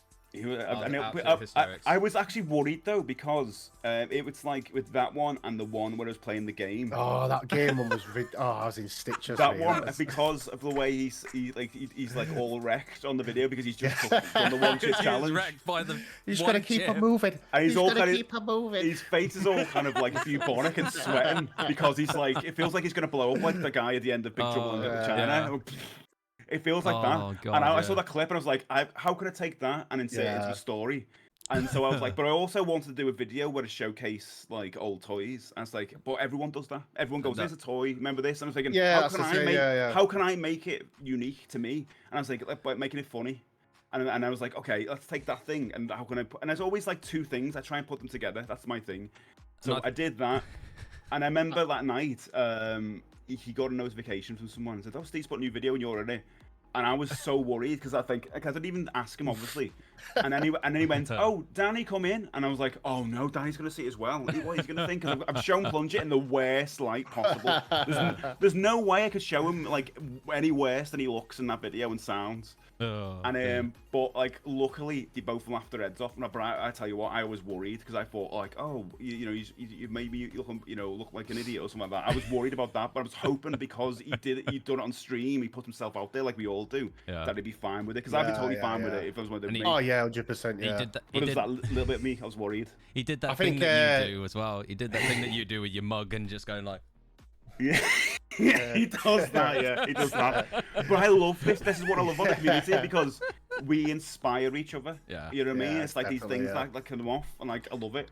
But it's like I think it was a motivational music on that video as well. It was really good. It's all tied together, and it was really. I was in stitches honestly when I was watching that. It was so funny. But if everyone hasn't watched it, because I love that video because Plunge is the best part of it. It's the what's it called? That video. It's like I'm actually on Mersey Geeks at the minute. Oh, are you? Yeah, I'm on Mersey Geeks. What video is it? It's the Was it the Tommy electronic game? Tommy electronic game. The Tommy electronic game. From the front, you don't realise what it's going to be. Yeah, they're beating the ARG Tommy electronic game. Yeah. And I've tagged the Plunger in it as well. Hold on. That's what I think that's sort of thing about your videos as well. There's always something new on it and fresh. It's never the same thing. So you can go to people's videos and they're like, oh yeah, this is this game. You kind of always put something else and put like a little bit of spin, put your own personality into, which kind of makes them videos nice and fresh to watch. I just feel like for myself, I feel like I always ask myself, would I watch this Yeah. And like, what can I do that's interesting? Otherwise, you're just doing exactly. I mean, you're always going to be fresh because it's coming from you. Any video you do from you is going to have you in it. So that's why people want to watch it, because, you know, I watch your videos because you're in it. But I always feel like, if someone else has done a similar video, like someone's reviewing that game, why am I doing it? Yeah. What can I bring to the table? It's like one of the things I've got a massive He-Man collection of, as you know, and I'm thinking, I don't want to do videos where I go, and this is this figure, and you can see he's got 17 articulation points and all that. I would rather get that figure and take him out for a coffee, and he's sitting there with a coffee. You know what I mean? And go, how was your day? And they're like, and I have them talk back. I was like, I'd rather do something silly with it to kind of show it off rather than. Are you planning on doing any more of the E-Man thing? Because I know you started doing the videos of the flipping videos. Yeah, I did 2, and I know you said that takes a lot of time. It does. I saw other people doing that stuff, and I was like inspired, because there was also a way for me to make money, and I thought this is good. Yeah. And learn more, a case of learning how to do all this stuff, and also help me to do video. And I got a second one. I had an issue with eBay where someone had said, "Oh, the thing you sent me, it's broke," which obviously wasn't. Okay. Obviously, you can tell it probably wasn't. Yeah. And you're like, "Oh, I can't be bothered with this," because that's how much work. And I was thinking, if I do this now for the 3rd episode, which I do want to do a 3rd one at some point to stop it, to end it. But I was like, you got to wait for receipts, and you got to make sure they get, they've got the things right and all. And it just became a bit too cumbersome, and I thought, I was waiting for ages to do that 3rd video, where I thought, well, I could just do all these other stuff in between. And then that other stuff became more fun to do. Yeah, the thing is, I think with them type of videos, there's people that literally, that's all they do is go out, get stuff, flip it, and that's what their channel's about. But because you've got so much more going off, you don't want that to take up a lot of what you need to do anyway. So that's why I think doing these little videos, these shorts and stuff like that, is kind of a lot better for you than doing the. I have to say, with everyone, like, we're all in the same boat with this, where you've just got to keep putting stuff out and trying. You know what I mean? You got to keep trying stuff out. Like, the worst ones are like where we start a channel and you never put a video out, because you go, well, I'm gonna put a video. At some point, I'm gonna make the most amazing video. But the issue is with that, it's like, if you have 2 sets of YouTubers, let's say, and you've got and you say, okay, one guy's gonna like study everything to do with YouTube, and it's gonna do all the editing and all this, and it's okay. And I'm gonna make this video. It's gonna be great. It's gonna be out in 6 months. I'm working on it now. And then you got the other side of a guy who's putting a video every day. That guy who's put a video every day is gonna learn so much more than the guy who's like just trying to get the perfect one. So you'd rather be on the other side and get all the crap ones out, because most of your first videos are gonna be rubbish. Most of mine are rubbish. Like, but loads of them, like, but the thing is, you can hide them and get rid of them, and only leave the good ones. Where the other person who's just working on one video might fail, and he's learning nothing from it, but you learn so much from failing on the other side, and it's all we can do. So I think that's what keeps people interested. Well, if you keep putting out content each week, even though you might only put 1 video or 2 videos out a week, it's kind of bringing people back in, saying, "Oh, well, there's another video here, so watch this." And but there's a lot of editing behind that and a lot of time. I mean, I'd love to do more editing on this channel, and you're good at all that. You've got a good eye for like the design stuff. It's just, I think it's just time for me, but it's not having that time to be able to do it. I mean, because the weekend it's mainly taking up me and Sophie spend a lot of time together, same as you and Lynn's. It's dedicated to obviously having time with your partner. Exactly, and then. But through the week, I'm cut for time on everything. I mean, it's either work, streaming, and then gym. So I ain't got no time to do anything. So, but I would like to do more, but it's just not having that time to do it. I think you do enough, though. That's the thing. You can't tell that you're strapped for time. Yeah. You turn up and you're great with the channel. Same with you, Chris. Yeah. Well, Chris has said, have you chaps seen the Ahoy YouTube channel? Very unique spin on a gaming channel. Chris, if you can whisper me the link. I'll have a look at it, and I ain't heard of the Ahoy. I don't know. There's not really many channels on YouTube. I watch obviously the SteJ. There's a few other videos with I think there's TVM who kind of watch a little bit. He does like a flipping type of thing where he'll get stuff and flip it, and then not Retro Get, or the other one, Retro Rummage. He goes to cart boots all the time and flips it. It's just kind of a bit of knowledge on what's worth money and what's not, and. Yeah. But that's his content. That's what he does all the time, and he does a CX roulette. And fair play to him. He does car boots every week, spends money, flips it for more CX credit. But he's just not having the time to do that. But that's his dedication on doing that channel. Yeah, exactly. But yeah, he does well on it, and it's same with everybody. I mean, it's just kind of watching. I like to watch a little bit of different videos, to be honest, really. That's it. Yeah, Jack. Yeah. You're saying in the chat, it's like the guy puts a video out a day will at least have one banger. Oh yeah, 100%. Yeah. But more than that, you will learn so much from like the editing process, like than the other person who's just going to take ages to do one video. You're going to learn so much out and get videos out a lot quicker. That's the thing, because you're going to be with YouTube. You're going to be first, especially when it comes to news and things. When you watch these American ones, these YouTubers that go to these garage sales, whatever it is, and they find like all these SNES games and things. I think I don't know, is it a lot? Is it set up or is it's real? Because I don't know. I mean, some of the stuff that they find and it's just like boxes upon boxes. I don't know. And stuff. It's a good question, that, because do they have that much luck? Like, exactly. Are they that lucky? Yeah. Or have they got, like, because it's so big now, did they get, like, calls from people and go, oh, come and check this out? You know what I mean? And they've got more contacts. Maybe that's what it is. Possibly, yeah. Because I always see these, like, little videos where they go to garage sales and people's houses and they find boxes of old games and, like, old consoles and people saying, oh, yeah, you take $10 for it and stuff like that. I'm thinking, is it really? Oh, my God, yeah. Really? I don't know. Jack, would you say that our YouTube channel is inspired by MrSteJ's? Would you say that like our MrSteJ's YouTube channel has kind of inspired us in doing more YouTube videos than? Oh yeah, definitely, 100%. Yeah, I think just watching Steve in general with his Twitch and his YouTube has given me the push more to put a YouTube channel together and obviously and do editing and stuff and obviously put more channels on. And obviously we put our podcast on mainly. And it's rare that we get to do stuff together, like go out. But so Birmingham, Blackpool, we'll do another video for Blackpool. Yeah, we're going to be doing that. We're not so good though that you got two people to work on it, because we're not kicking. It was like this wasn't planned. Like for the Birmingham one, it wasn't planned. That I thought like you know what, I'm gonna get my selfie stick and get me battery pack and funny. just use my phone as a Marco. We were just talking about you earlier. Hey Marco.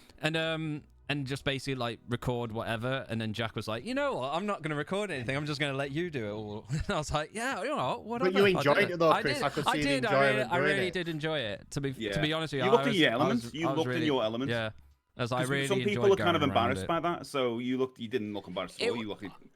If I'm being honest, there was a lot of footage that Chris had done, and I had to cut a lot of it. Like literally go for each of the clips, pick out little segments of it, because there was. Quite a lot of it. Yeah. Quite a lot. And do you ever think of using some of that stuff that you cut out for shorts? We have talked about it. Yeah, we have talked about it. There might be some that we could possibly put as shorts. Yeah. But it's just all about picking the right ones and just play and it's putting like them what through. I was saying earlier though. I think how's it going? Anyone who's on Twitch, especially now, because of what's going on with all everyone's not unhappy and all that, you've at least got to have another platform where you do other things with, and that could be just, there's people out there now, probably in the chat with streamers who haven't even got a YouTube channel for their VODs. Yeah. Just to save them, even if you're not going to do anything with them, just so you got them, so you might do something with them in the future, And you put clips on there. Well, yeah, me and Jack have spoken about doing more for our YouTube channel. Like what we just said, we've been talking about what we're planning to do with like Blackpool, for instance, and obviously with like future ones to come. Basically, we want to do a lot of these because I had a blast recording for the Birmingham Gamer Market, and obviously Jack had fun editing it. Yeah, it's good. It's good. Like I said, it just as you know, Steve, it's a lot duo. Yeah, there's a lot. You got yours out fast though. You got yours out really fast. I was really surprised. I was really surprised because it was like the day after.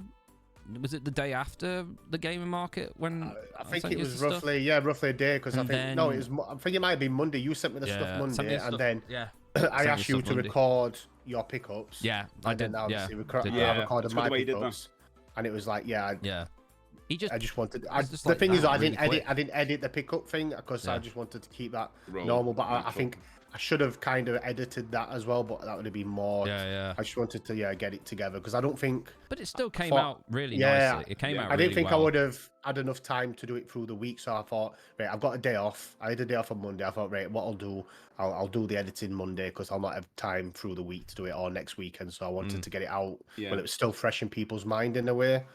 And it did quite well. That I mean, I think it's got It did super 400 well, or yeah. 300 viewers or Yeah. something, and it's got like quite a bit of chat. So I'm like, we're proud of that definitely. Yeah. So, And it makes but you I would, happy, right? yeah, exactly. I would like to do more videos, Yeah. and if we go away and do stuff, but it's just Like, so it's just the- time, money, and I mean, if we could go to every Do a single car gaming boot market, sale. we would. But even then, I think then we'll get probably a little bit stale. It's an with idea the for you, gaming right? market. Car If boot you're, sale, if you're open to ideas, right? Yeah. How about you both take £10, right? I'm gonna say this: if anyone wants to see the bearded duos do this, you both take £10, and you've got to go to CX and see what you both pick up for £10. Oh, And okay. then you have the chat, and then you have the comments in the YouTube chat. Say Good idea. Who got Yeah. the best from the Yeah, yeah. £10? Who got the best? Like, You're only allowed yeah. £10 to see if you can get as many things or the best things you can get for the £10. Yeah. Like the £10 challenge or something. £10, Yeah, yeah, £10 there you go. challenge. Yeah, I was just thinking Yeah, that. there Yeah. you go. There you Oh, go. Yeah, that's a good Let's idea, do it, actually. Yeah. Yeah. Right, You're just I allowed like to go that. to one CEX each, and then you can do a video both. But you maybe just There's both only short, man. one close by. To There's only one in Worcester. Well, yeah. It's crap. There you go. We've only got that one. Then you can't go online. You've got to go to CX and maybe No. film yourself going in there Yeah. and then looking around, and then you can cut to both of you, and then the discussion at the end. There you go. Yeah, Oh, because that'd be an idea. like I said, That's there's definitely a good idea. there's one near us. I think there's another one a bit further out, but it's really tiny, like really small. I think the Yeah. selection's crap. That And then stinks. there is some like a bit further out, but yeah, there's only literally one Weatherspoons. CX. Weatherspoons afterwards. You can Oh, yeah, good idea. You can film these both in Weatherspoons talking Yeah, about yeah. it. Yeah, That'll be good actually. That'd Joel, be that's a really great good, idea. Yeah. yeah, that's a good idea. Right, Chris, do you want to do your bit? Can do, yeah. Cool. And, Go on then, do your bit. but yeah, like I said before, if you haven't checked out Mersey Geeks, please go and check his Oh, YouTube thanks, mate. channel. It'll be It's pinned in it's chat. pinned in chat. And if you ain't, why? Yeah, why not? Why I not? can't believe it. It's You're my stu- birthday you're- tomorrow, your guys. That's his tomorrow. birthday, yeah. Like, birthday You don't have to special. get me For you don't have to get me a tomorrow. present, but you can click on the Yeah. link and just Exactly. it's just free. Yeah, yeah. And you know, Try and Yeah. get to him 1,000 by tomorrow. makes me cry less. Cry list. So, to finish things off, I've got some quick fire. I've got like a quick fire. This has round gone for quick, you. by the way. Yeah. This has been so It's- quick. It has been, yeah. It does. But, I like it when it goes like this, when it goes smooth and It's, everything's just free flowing. I yeah, think that's yeah. what we kind of want from this. What's been the worst podcast so far? Ooh, When it I hasn't don't gone wanna say smooth. that. But don't answer that. Don't answer that. That was a joke. I don't think. didn't think you. I don't think you were Can't actually pick- going to you ask can't that. pick. Nah, I don't think There's- there's been there's any. never- I don't there's- think there's there's been not been a any bad bad one. ones. So it's Not been the been a bad worst one. guest. So. Yeah. This is our worst guest that we've had on. Oh, what? Nah, I say, Good answer. yeah, Good it's answer. like I can take it. I think I'm it's. saying it's the best I think one. it's more like each time we do one, we're improving more. And That's true. Kind of getting a bit like, right, this time we'll do this. We'll change this. We'll. By Nah, throwing Julia, Desert you Island won't. No, you discs won't. at me right Exactly, before, yeah. before Like, stream, I've got yeah. my But special next time, shirt. I know to give people a bit more time to prep. So yeah. Got my special shirt on for the occasion. I think this is the best one we've had. You wasn't the worst guest, really. Nobody's been Nah, the worst guest. no, Nothing's been. I think no. it's just a It's not progression. official merch, doll. It's not No, official. Not Yeah. official. Not official. But I've got some quick fire ones. So you're going to have two options. You have no room to like kind of change your mind or have a think or whatever. It's basically one or the other. It's one or the other. So His face. so I've got about I'm six. worried about I've this got- now. I've I'm got really nervous. I've got What's this six. gonna be? I've got six for the retro edition. It's gonna be like, is it Lindsay or your mum or something like that? Or something? No. It's So, basically. I've Would got, you rather kill a baby or is it gonna be something no, weird it's like not, that? no, it ain't like that. It ain't like that. So it's either one or the other. But I've got six for the retro edition. But I've got a load for the movies, and I know you love your movie battles and how much you. And there's only one or two that you've kind of rigged, but it's fine. Chris, we need a jingle. We need a jingle for this as well, I reckon. Quick fire round. Did it? That's Is what that, Mario, that, didn't that hit me like, Yeah. no. No. No. There's I think there's one here that's very much one's for me, but I want you to answer that one. But we're gonna go with it anyway. Oh, how about the Sonic theme? I could do a Sonic theme, but luckily I left the Sonic ones out of this one, so because I know how much he would definitely, because I haven't put which movie, Sonic 1 or Sonic 2, because he hadn't even seen them. So what are you doing? Are you doing the movies first? No, I'm gonna do the retro first, because there's only about 6 of them. Yeah, but so right, here we go. So NES or SNES? Oh God, NES. Master System or Mega Drive? Master System. PS1 or N64? Oh, that's a good one, isn't it? That's a very good one. This one's for me. That's a good one. Oh, that's a really good one. Oh, that's too good. That's a good question. I've never thought about that. But that's a good question. Yes, Chris. Yes, Steve. I like it. Look, come on. Because I'm actually thinking of like Mario Kart. You can't think. You have to. Good, You can't and think. You have to GoldenEye go one or the other. Versus Metal You Gear. can't. Like, It's so weird. you can't think of it. You have to go one or the other. It's quick round. Ooh. C64 or ZX Spectrum? Spectrum. Super Mario Bros. 1 or Super Mario World? Super Mario World. Illusion of Time or Link to the Past? Link to the Past. There you go. You passed the retro edition. There you go. Well done. Well done. You thought about it on the PS1 and N64, Wedgwood. I didn't think that you would, but yeah, I like that. I like that. JR's got amazing. Yeah, exactly. Before we move on to movie, move on. JR's got a question. Right. JR said, at what age did Steve become addicted to caving dogs' faces in, and how many has he caved in his career? I resent the question because I already brought out a blog about that, which I'm going to turn into a small film distributed on Netflix soon. Yeah. As dead dogs are good dogs.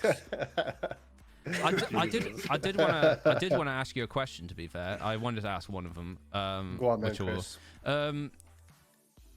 Do you feel that streaming has changed you in terms of making it easier to talk to people and more outgoing? Yeah, I'm an introvert. Which seems bizarre when I say that because I think everyone's like, what? But I am. I used to go out with like Linz and we'd meet people who she knew, and I used to stand there really quiet, like I couldn't say anything. And then she'd be like, oh, I've got to talk all the time. Every time we meet people, and I was like, yeah. And getting in front of a camera, even making videos.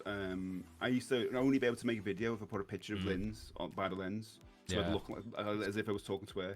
To be fair, yeah. To be fair, that's kind of like me in a way, yeah. Well, you had a picture of Linz on your camera? No. I was saying, that's a bit weird. Linz is a lovely lady, yes. Look, yeah. But I was saying it was more like the introvert, like kind of like being the like introvert kind of like thing. Like I was very much secluded in my own little bubble. Twitch has definitely helped me work with that. I'm still not good in big groups. I know it won't be like that. I'm sorry, Chris. And but small groups I'm all right with now. I feel like if there was a kind of a swinging thing, I kind of like be in between them. I feel like I've kind of learned to be able to help myself be a bit more extroverted, and which I would want it because I hate being an introvert. I've still got a thing where after a stream or something like that, I get exhausted. That's why all the time I go for a run because I want to kind of build up more energy like that. And I'm definitely an introvert thing where I get tired after a social occasion and all that stuff. But I kind of resent that because I feel like you get more done in life if you're an extrovert. So I try and I've realised that now. Like the more opportunities come my way because of Twitch and putting yourself out there and doing videos and all that. On the other side, it's like less like that. So I'm always trying to fight it. See, that's you see, that's the thing. Like when I first met you, you never struck me as a as like someone that was shy. Like obviously you've seen some of us on stream, and it's like, oh, I recognize him. I'll go and talk to him. You never struck me as a shy person. I remember going to the first stream with other people talking, and I didn't know anyone. Yeah. And this is when I was starting to get into the game stuff, and I was like, I'm sitting there. I typed out the message and I had not pressed enter. And I was like pushing myself to go, right, you've got to do this. You've got to do this. You've got to start connecting with other people.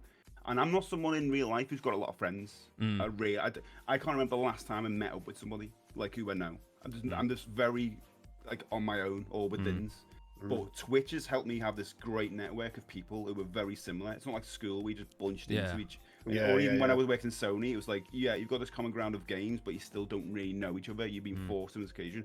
With Twitch, you'll swarm around people you like. If you don't like them, you won't go to the stream. Well, Even if they're in the community, you go, oh, you know what, that person likes retro, but I don't really like them that much. That's what kind of happens. So you end up just swarming around the people you like, and that's what kind of like, it's a kind of a cheat system to life, really, that we get to do that, and it's definitely helped me.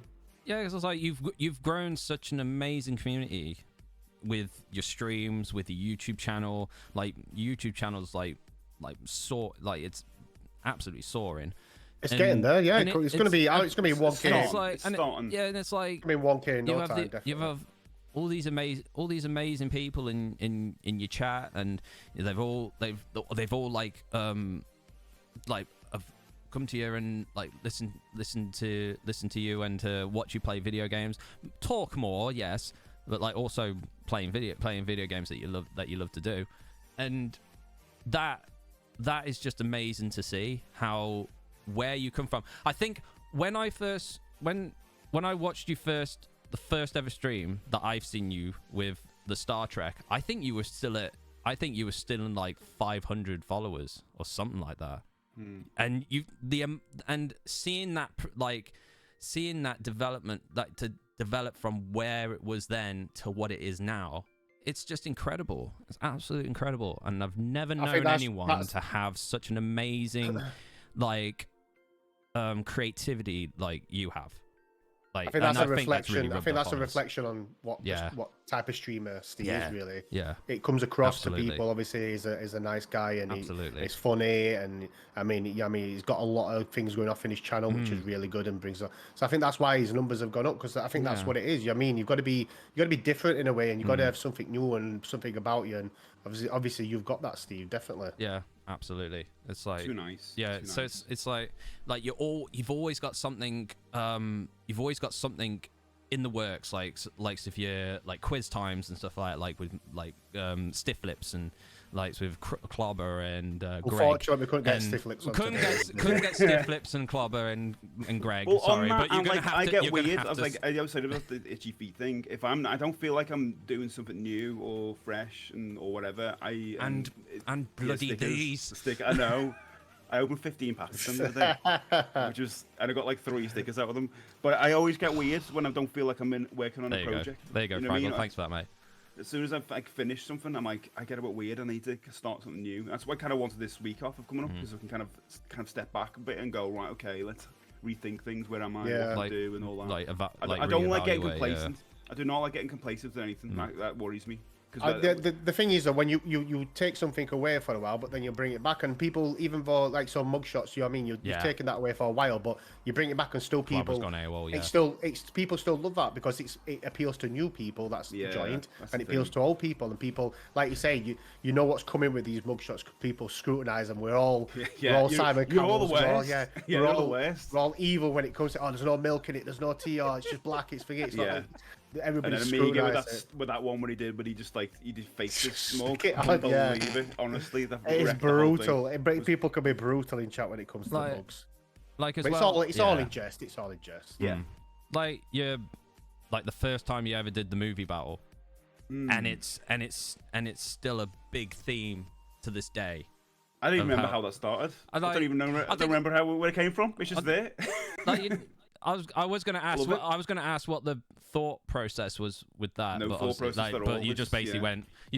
Yeah, I'm going to put two movies against each other. I'm going to go movie battle. And it's the thing, really. Like the thing I love about what I've realized about streaming is that you find people who share the same interests, and I've never had that before.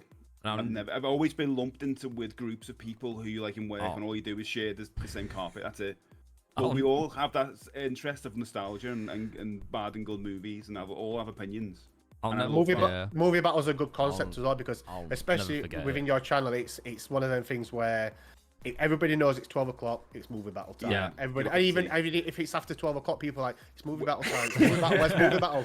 What's happening? Have I missed movie battle? It highlights the fact that for me, the little things are the most important things in life. Yeah, definitely. Yeah. I'll never forget the most we care about. I'll never forget that one movie battle that you had, and you put Back to the Future on there, and I was like, I've never seen Back to the Future, and then you had Super just screaming. He wanted to scream his lungs out, going, "What? You've not seen it?" You can hear him. Like I can hear his voice in my brain, just going, "You idiot! Do you know what is, Chris? Insane Since you, and then since after you when that admitted happened, I just went through the whole entire you thing. Had it.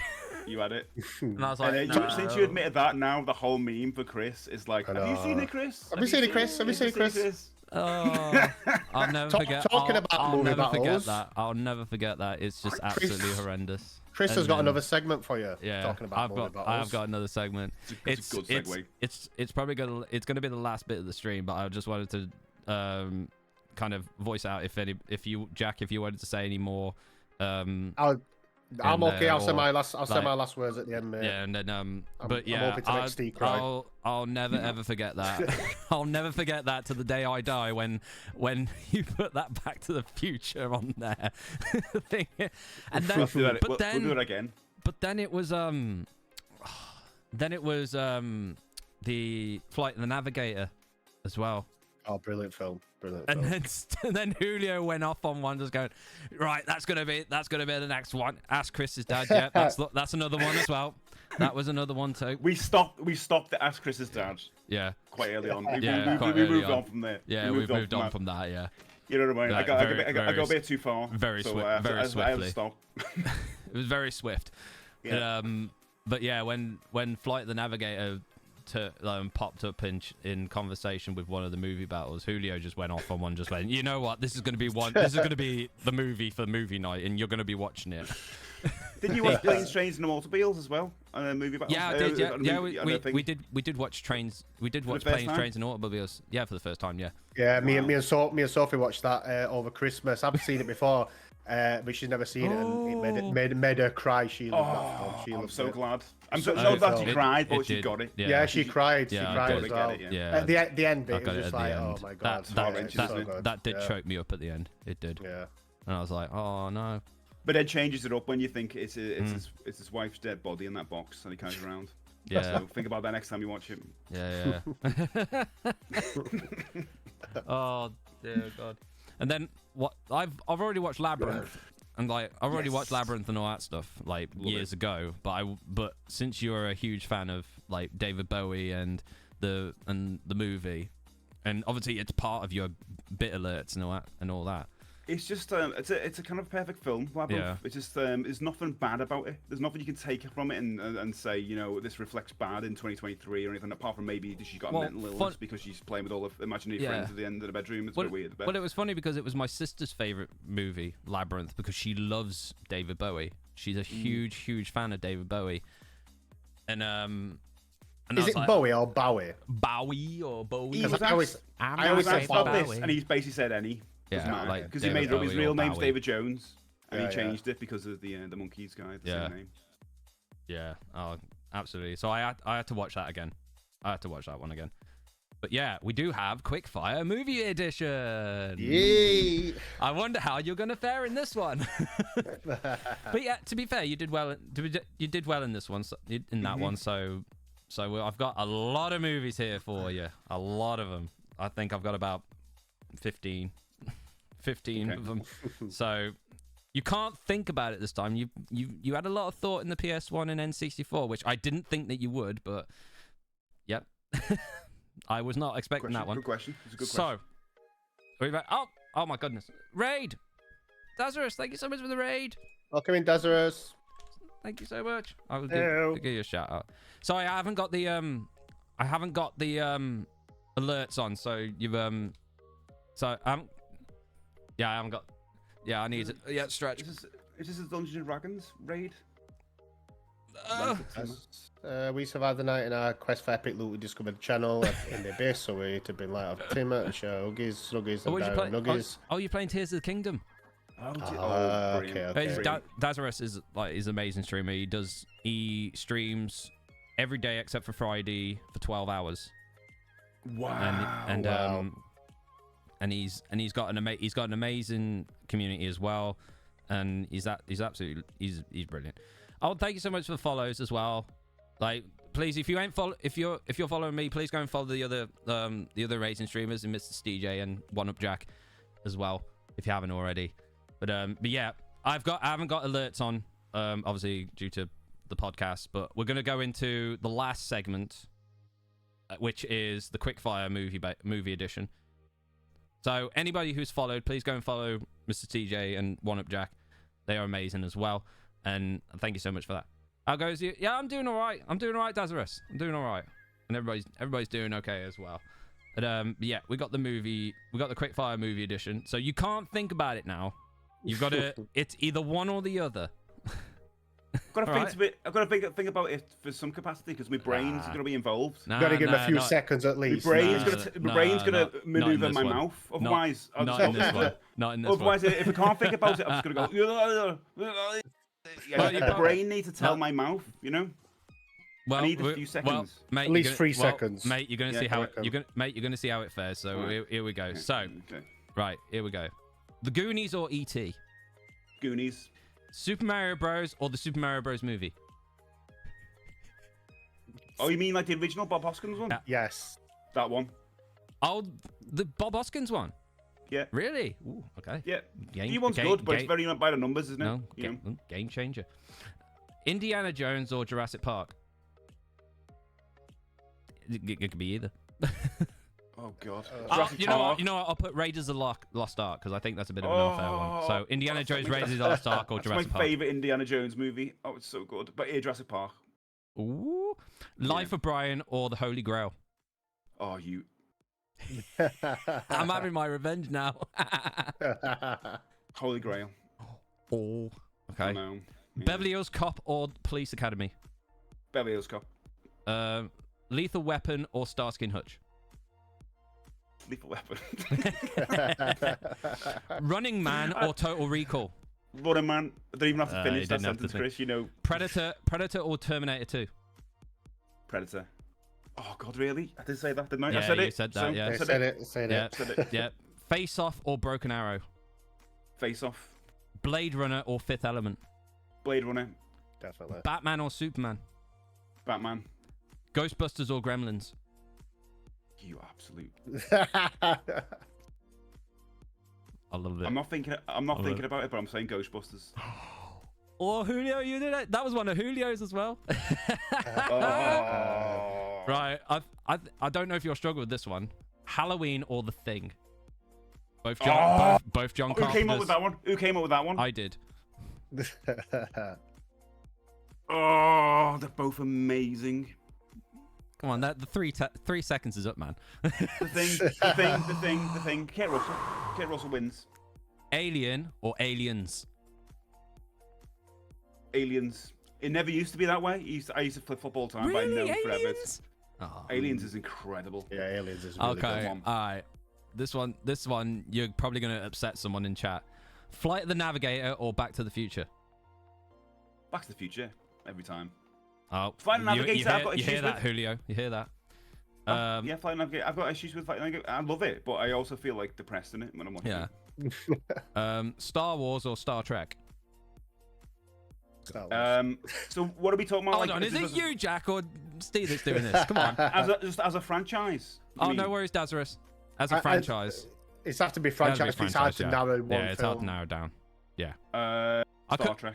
I could have said Wrath of Khan and Star Wars Phantom Menace or whatever. Yeah. No, you would have been Return of the Jedi or Return of the Jedi. Khan versus Return of the Jedi or something like that. Or Empire Strikes Back. This one might be an unfair one, but I'm going to do it anyway. Planes, Trains and Automobiles or Labyrinth? Labyrinth. Even though I love... I mean, I'm sorry to John Candy. He's back on the streets. He can't live with me. That's what I'm basically saying. No, you knock on the door. Go, can I live with you? No. Labyrinth is going to be...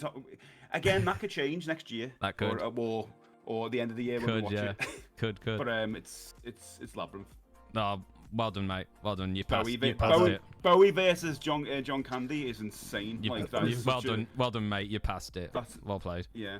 Well played. I was very like, I couldn't believe that Halloween and The Thing caught you because I know how much you love The Thing. Love it. I love Halloween as well, and the original Ghostbusters and Gremlins. I actually thought you would have gone for Gremlins. I'm actually being truthful to it. but Ghostbusters yeah. again. It's like it's iconic. you never go. It's an lightning in a iconic bottle movie. for that cast to Yeah. do that film. And If Alien, you're never gonna get it again. like you're a big horror. You like your horror films. I thought you would have gone for Alien instead of Aliens. I prefer actually thought Alien. you were- I prefer Aliens. To be They're honest. both I great. prefer- They're both different but movies. This is both where genres. this is where I go towards Alien because I like the horror like atmosphere that movie had. Oh, it's great. It's Like, amazingly directed. whereas with It's Aliens, superb. it was more like Action. actiony kind of like Yeah. thing. It never But had it's never had that horror suspense that it's action. Alien Oh, had. oh god, Aliens has got so much tension in it though. Like the bit where they're all like the Yeah, aliens you are in wouldn't the have room had and you don't know how See- they're looking at the thing going, they're in the room, See- how is this working? And then they look in the ceiling and they come in and like, oh my Yeah, god, like- what are we gonna do? Yeah, Busy. That you is wouldn't- incredibly tense. as Busy said, you wouldn't have had Aliens without Alien. It's true. wouldn't have had it. Yeah, it's true. Like True. Ridley Scott's masterpiece, which I loved that. I love that movie. That's why. Oh, I do as well. That's and why I I used put to, it in. I used to say that to everyone, but for some reason, it's like when you watch Lord of the Rings, it's got 10 endings. Yeah. Aliens has got that. Like we don't even deserve the ending of Aliens because you could just fly away from the planet and then they're done. Yeah. But no, the Queen Alien has escaped with them, and they're gonna have a fight, and Ripley's gonna get an exoskeleton suit and fight her. Oh my god, that's so cool! It's the most coolest ending to a movie ever. Yeah. Like you honestly, and it still looks great, and it's like the 80s. It's so good. Yeah.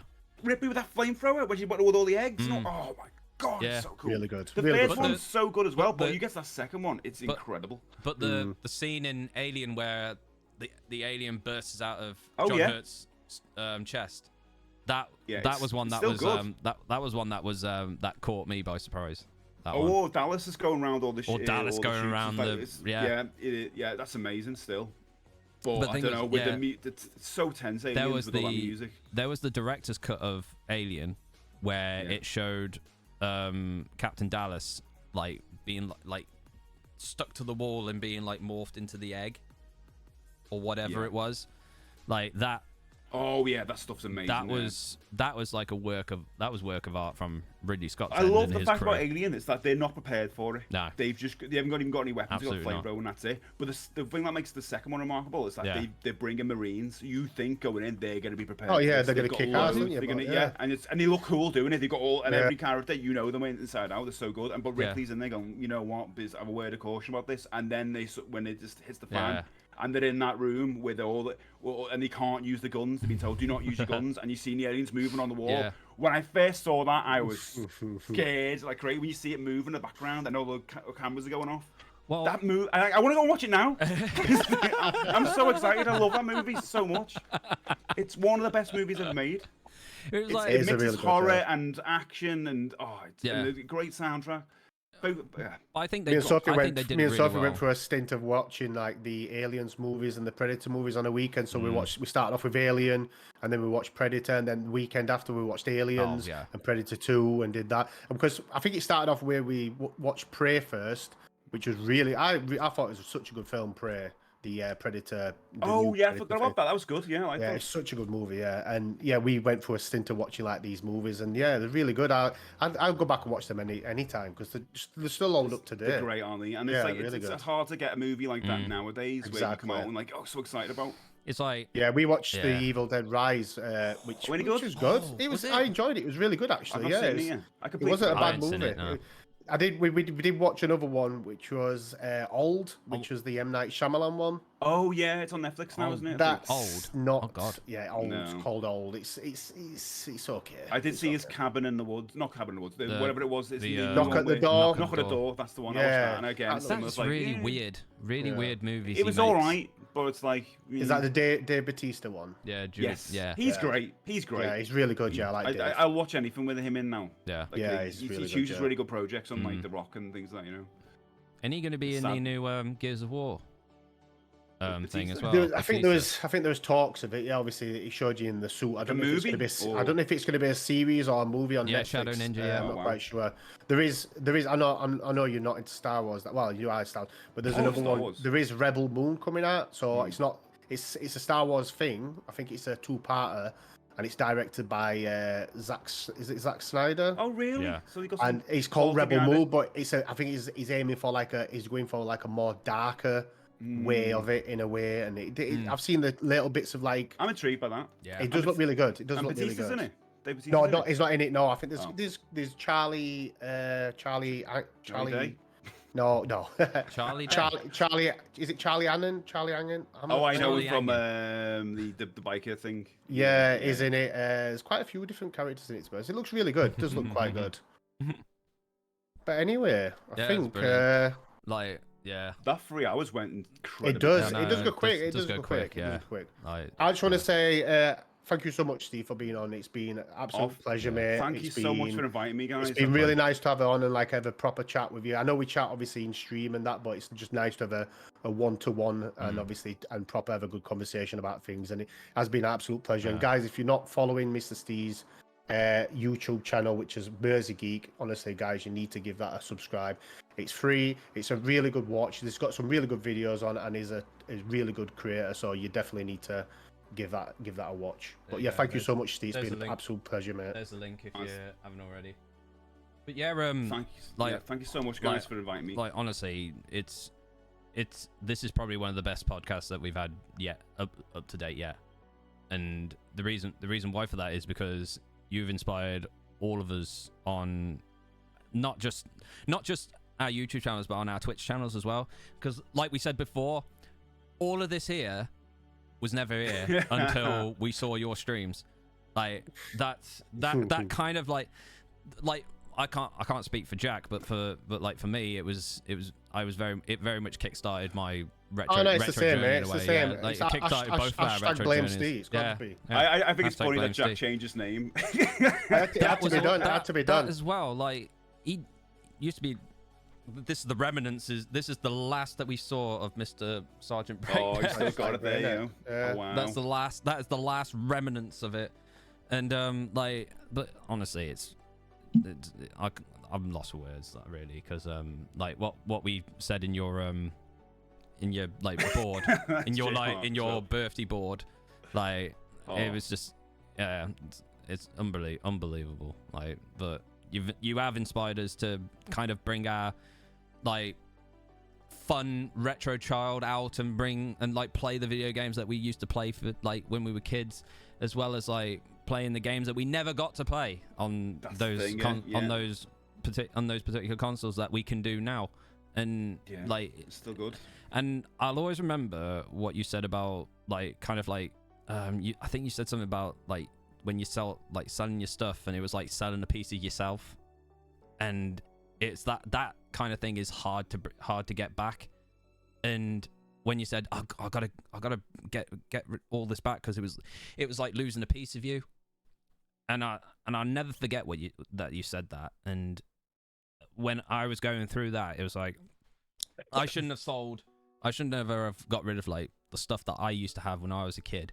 Like, to have that chance to get it back, like it means a lot to me. And honestly, that was all down to your channel, like really down to your Twitch channel, down to your streams, every like Monday to Tuesday to Thursday to Friday. I can remember the bloody times that you stream. And honestly, it's imprinted. It's imprinted. Like even when I'm on morning shifts, I still want to like catch the streams on break and all that stuff. Even though I'm probably not going to be there for like obviously all the time, because obviously we work and that. But oh yeah, it is. But like I get there. It doesn't matter. I'm always there. I'm always there. And just I think even the simplest things on Steve's channel sometimes brings a lot of people in. Like, we're always wanting to be first to get the Death Star plans. Everybody's in, and then if we get, it was like, oh Jack, you bugger, you've got him first. Yeah, everybody wants to get him first all the Gaz time. Gaz Halley is always in there, like taking the plan, taking the Starship plan, Death Star plans. That was the first time I got it. Yes, I got it. But yeah, like honestly, it's. God, if you weren't doing this, then God, I wouldn't know. We wouldn't know where we'd be, to be honest with you. Like, I wouldn't know. No, honestly, you're too kind. You'd be doing what you love, because that's, you are the person you are, regardless of like the interaction with me. You would just got to that path at some other point. You know what I mean? That's all I want to do is, like, for me personally, is just talk about and love all and talk about the stuff I have a passion for, and then hopefully kind of like Get other people to do the same. honestly, you definitely make everyone's week. Absolutely, Oh, like mate. you definitely, you definitely make my week. Honestly, I think I can speak on behalf of everybody that's in your chat. I think a lot of people return because obviously it's kind of a part of their mornings now to watch you and obviously and have a conversation. And I think that's what Ali. Like I say, with the No, cards Space that you Guy, got for your you're right. birthday, that kind of represents what kind of person you are to get them lovely messages. Because I mean, I haven't seen that before from anybody, and that kind of represents what type of person you are as a streamer. They love you and they love being in your chat to obviously see you. It's very rare. Play every day. It's really good. It's really good. It's very rare. It's very rare. I'll say something mean. And what Julio said, I'll be lost without Steve's morning streams. Being his death counter. But yeah, what Julio says is true. God, I'd be lost. I'll be lost without your streams as well. Honestly, in all fairness, it's gonna be weird. It's gonna be really strange weird. next week. But I know you're gonna having it on. I know you're gonna need a break and all that stuff, and you're gonna have a week with Linz, definitely. And feels weird. It will, but like you do need like those breaks in and around that year. And honestly, all I'll say is thank you so much for that. I really, honestly, for the 2 years that I've been watching your streams, like thank you for that. Honestly, you really you've really built both of our channels to what they are today. Have a fantastic birthday tomorrow, mate, and have a good week off, and obviously try and get some rest and get your brain getting some ideas and stuff. Just and enjoy the time with Linz. To be honest, have a good week off, mate. I mean, you deserve it. Honestly, you definitely deserve that. And definitely have a lovely, fantastic birthday tomorrow. Like 21 again. Bloody hell. 21 again. 21 again. Like, I absolutely, like, all jokes aside, but have a fantastic birthday and fantastic. A little bit closer to the grave, you know. That's one way to look at it. 1 year closer to the grave, guys. But anyway, guys, thank you everybody for turning up today. Really appreciate it. Thanks for all your questions and just the time you've taken out today. If you have missed the VOD, if you have missed the stream, that's fine. You can always catch it on our YouTube channel. If you need to catch up, if you want to catch it, if you want to watch it, it's up to you.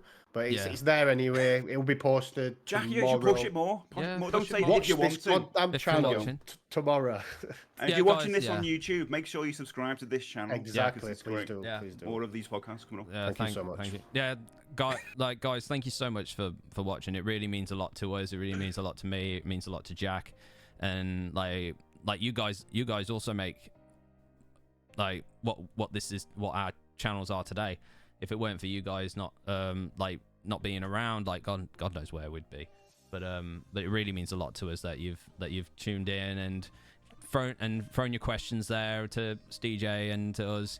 Like, honestly, it really means the world to us, and like we want to keep doing this. We want to keep doing this for as long as we're breathing, and not because God, if we didn't have this, we'd probably be lost. In the world somewhere. But when's the next one? It's I think it's the 22nd of July. I think are you free on that day then, Jack? Yes, I am, mate. Yes. So yes, 22nd of July, yeah. Just I've got a busy day that day, to be honest. But I've booked it in, mate. We're fine. So we can announce it anyway, can't we? We can announce it, Jack. Hey, we can announce it close to the time. We'll announce it close. We'll announce it close to the time. Announce it close. We'll announce it close. By the way, you're both working it out. Yeah. We announce it now. We can announce it close. Yeah. We'll announce it close to the date, and I know. I hope you got your questions ready for Ninja. Yeah, that's gonna be a good one. Yeah, no, yeah. How did you become #1 in Fortnite? Fortnite questions. Yeah, Fortnite. Just all Fortnite questions, and how did you become crown of Fortnite, and all that stuff. But honestly, guys, thank you so much for joining us. It really means a lot to us. And guys, thank you for the follows as well. But like I said, if you're not following One Up Jack and SteJ, please go and follow them. Their Twitch URLs are in there as on the screen. And they'll be in chat as well. So guys, thank you so much. And thank you to Yorkshire Bother and to Dazarus for the raids as well. Thank you Git Guggen for the resub as well. But I'm hearing all the mix ups. Like, you guys aren't hearing, but I'm hearing them here. Oh really? Yeah. But it's fine. It's fine. it's all right. But we'll see who we can raid. We can see we can raid someone. Or if you guys have anyone in mind who we can raid, anyone in your listings. It's up to you. Yeah, You know what? You know what? Mali's on retro. Oh, is Mal? Oh, we gotta raid Mali. So whoever, mate. We gotta raid Mali. We gotta raid him. Was Honestly. Mali on? Yeah, Oh, Mali's there on. you go, We gotta raid Mali. Yeah. How dare Mali stream? How dare while you, doing a Mali? podcast? How How dare dare you? Maybe that should be the raid message. Yeah. How Hold on, dare you hold on. stream while we Hold do a on, podcast? Here we go. Right. You know what? I'm gonna make a custom. I'm gonna make a custom one. Right. There you go. How dare Should we you? just have angry emotes just saying "How dare you"? Oh. Yeah. And because of that, we're not going to. Oh, we've actually outrated you. Yeah. Right. Right. One up. Right. Let me find your And make sure to spam the hell out of his postman Yeah. patch. Have you got a raid one? Yeah. Everyone here, he's got a little sound thing at the bottom of his stream in his description, and you can redeem postman pat. Just keep spamming that. Get one after the other. What was the raid message again? How dare you? How dare you stream during the? Here you go. That's it. Brilliant. How dare you? Brilliant. Here we go. How dare you? There we go. Right. And spam the hell out of the postman pat. I think it's like 2 minutes each, isn't it? Oh, Or whatever. Hold on. Have I done it? Yep. Right, hold on. Yes, there. We can see it. Yeah. There we go. How dare you? Oh, you can do that. How dare you? I love the angry faces. No, it's it was your entrance sound. We can't hear it because we can't. I'm hearing the entrance sound in my ears and I'm just going. I thought there's something wrong with you, mate. You gotta have a bit of David Bowie in there. You got to. Oh, That's good. Oh, That's God. brilliant. That's yeah, brilliant. just spam the hell out of that. Spam the post absolute pat. hell of the They keep... yeah, definitely. Got to get him back somehow. Yeah, gotta get him back. There you go. Right, so we're gonna go raid into Mali X10, who's he's an amazing guy. He's a he's brilliant up and coming He streamer. only started streaming. When did he start streaming? About like a couple of months ago. Yeah, was it? he did. He did yeah, I stream think for. it was, yeah. He did stream for that little. He did stream for like that little period and then stopped, Yeah, but then odd come time. back again. Yeah, yeah. He didn't have it. Yeah. You kind of did it as a test kind of thing, didn't he? Yeah, yeah. How dare you stream? How dare you stream during the podcast? you. Yeah, there you go. Right, that's the raid message. So we're gonna go raid into Mali X10, who is a huge part of our communities, and he's just a lovely guy. If you haven't met him already, bit of a filthy habit, bit of an animal, but he's lovely. He is lovely. So we're gonna raid into Mali. I gotta remember how to type his name. Not that hard. Not that hard. Come on. So we're gonna we're gonna hit the raid now. There we go, guys. If you could join in with the raid, it would really mean a lot to us if you could, and spam the raid message there, saying "How dare you? How dare you stream? How dare you stream while we're podcasting?" But yeah, he's a lovely dude. He's a lovely guy, and he'll be at Blackpool as well, along with all of us as well. We're gonna be at Blackpool at the Play Expo. 4 months to go. Yeah, 4 months to go. Yeah, not long now. Not long. Not long now.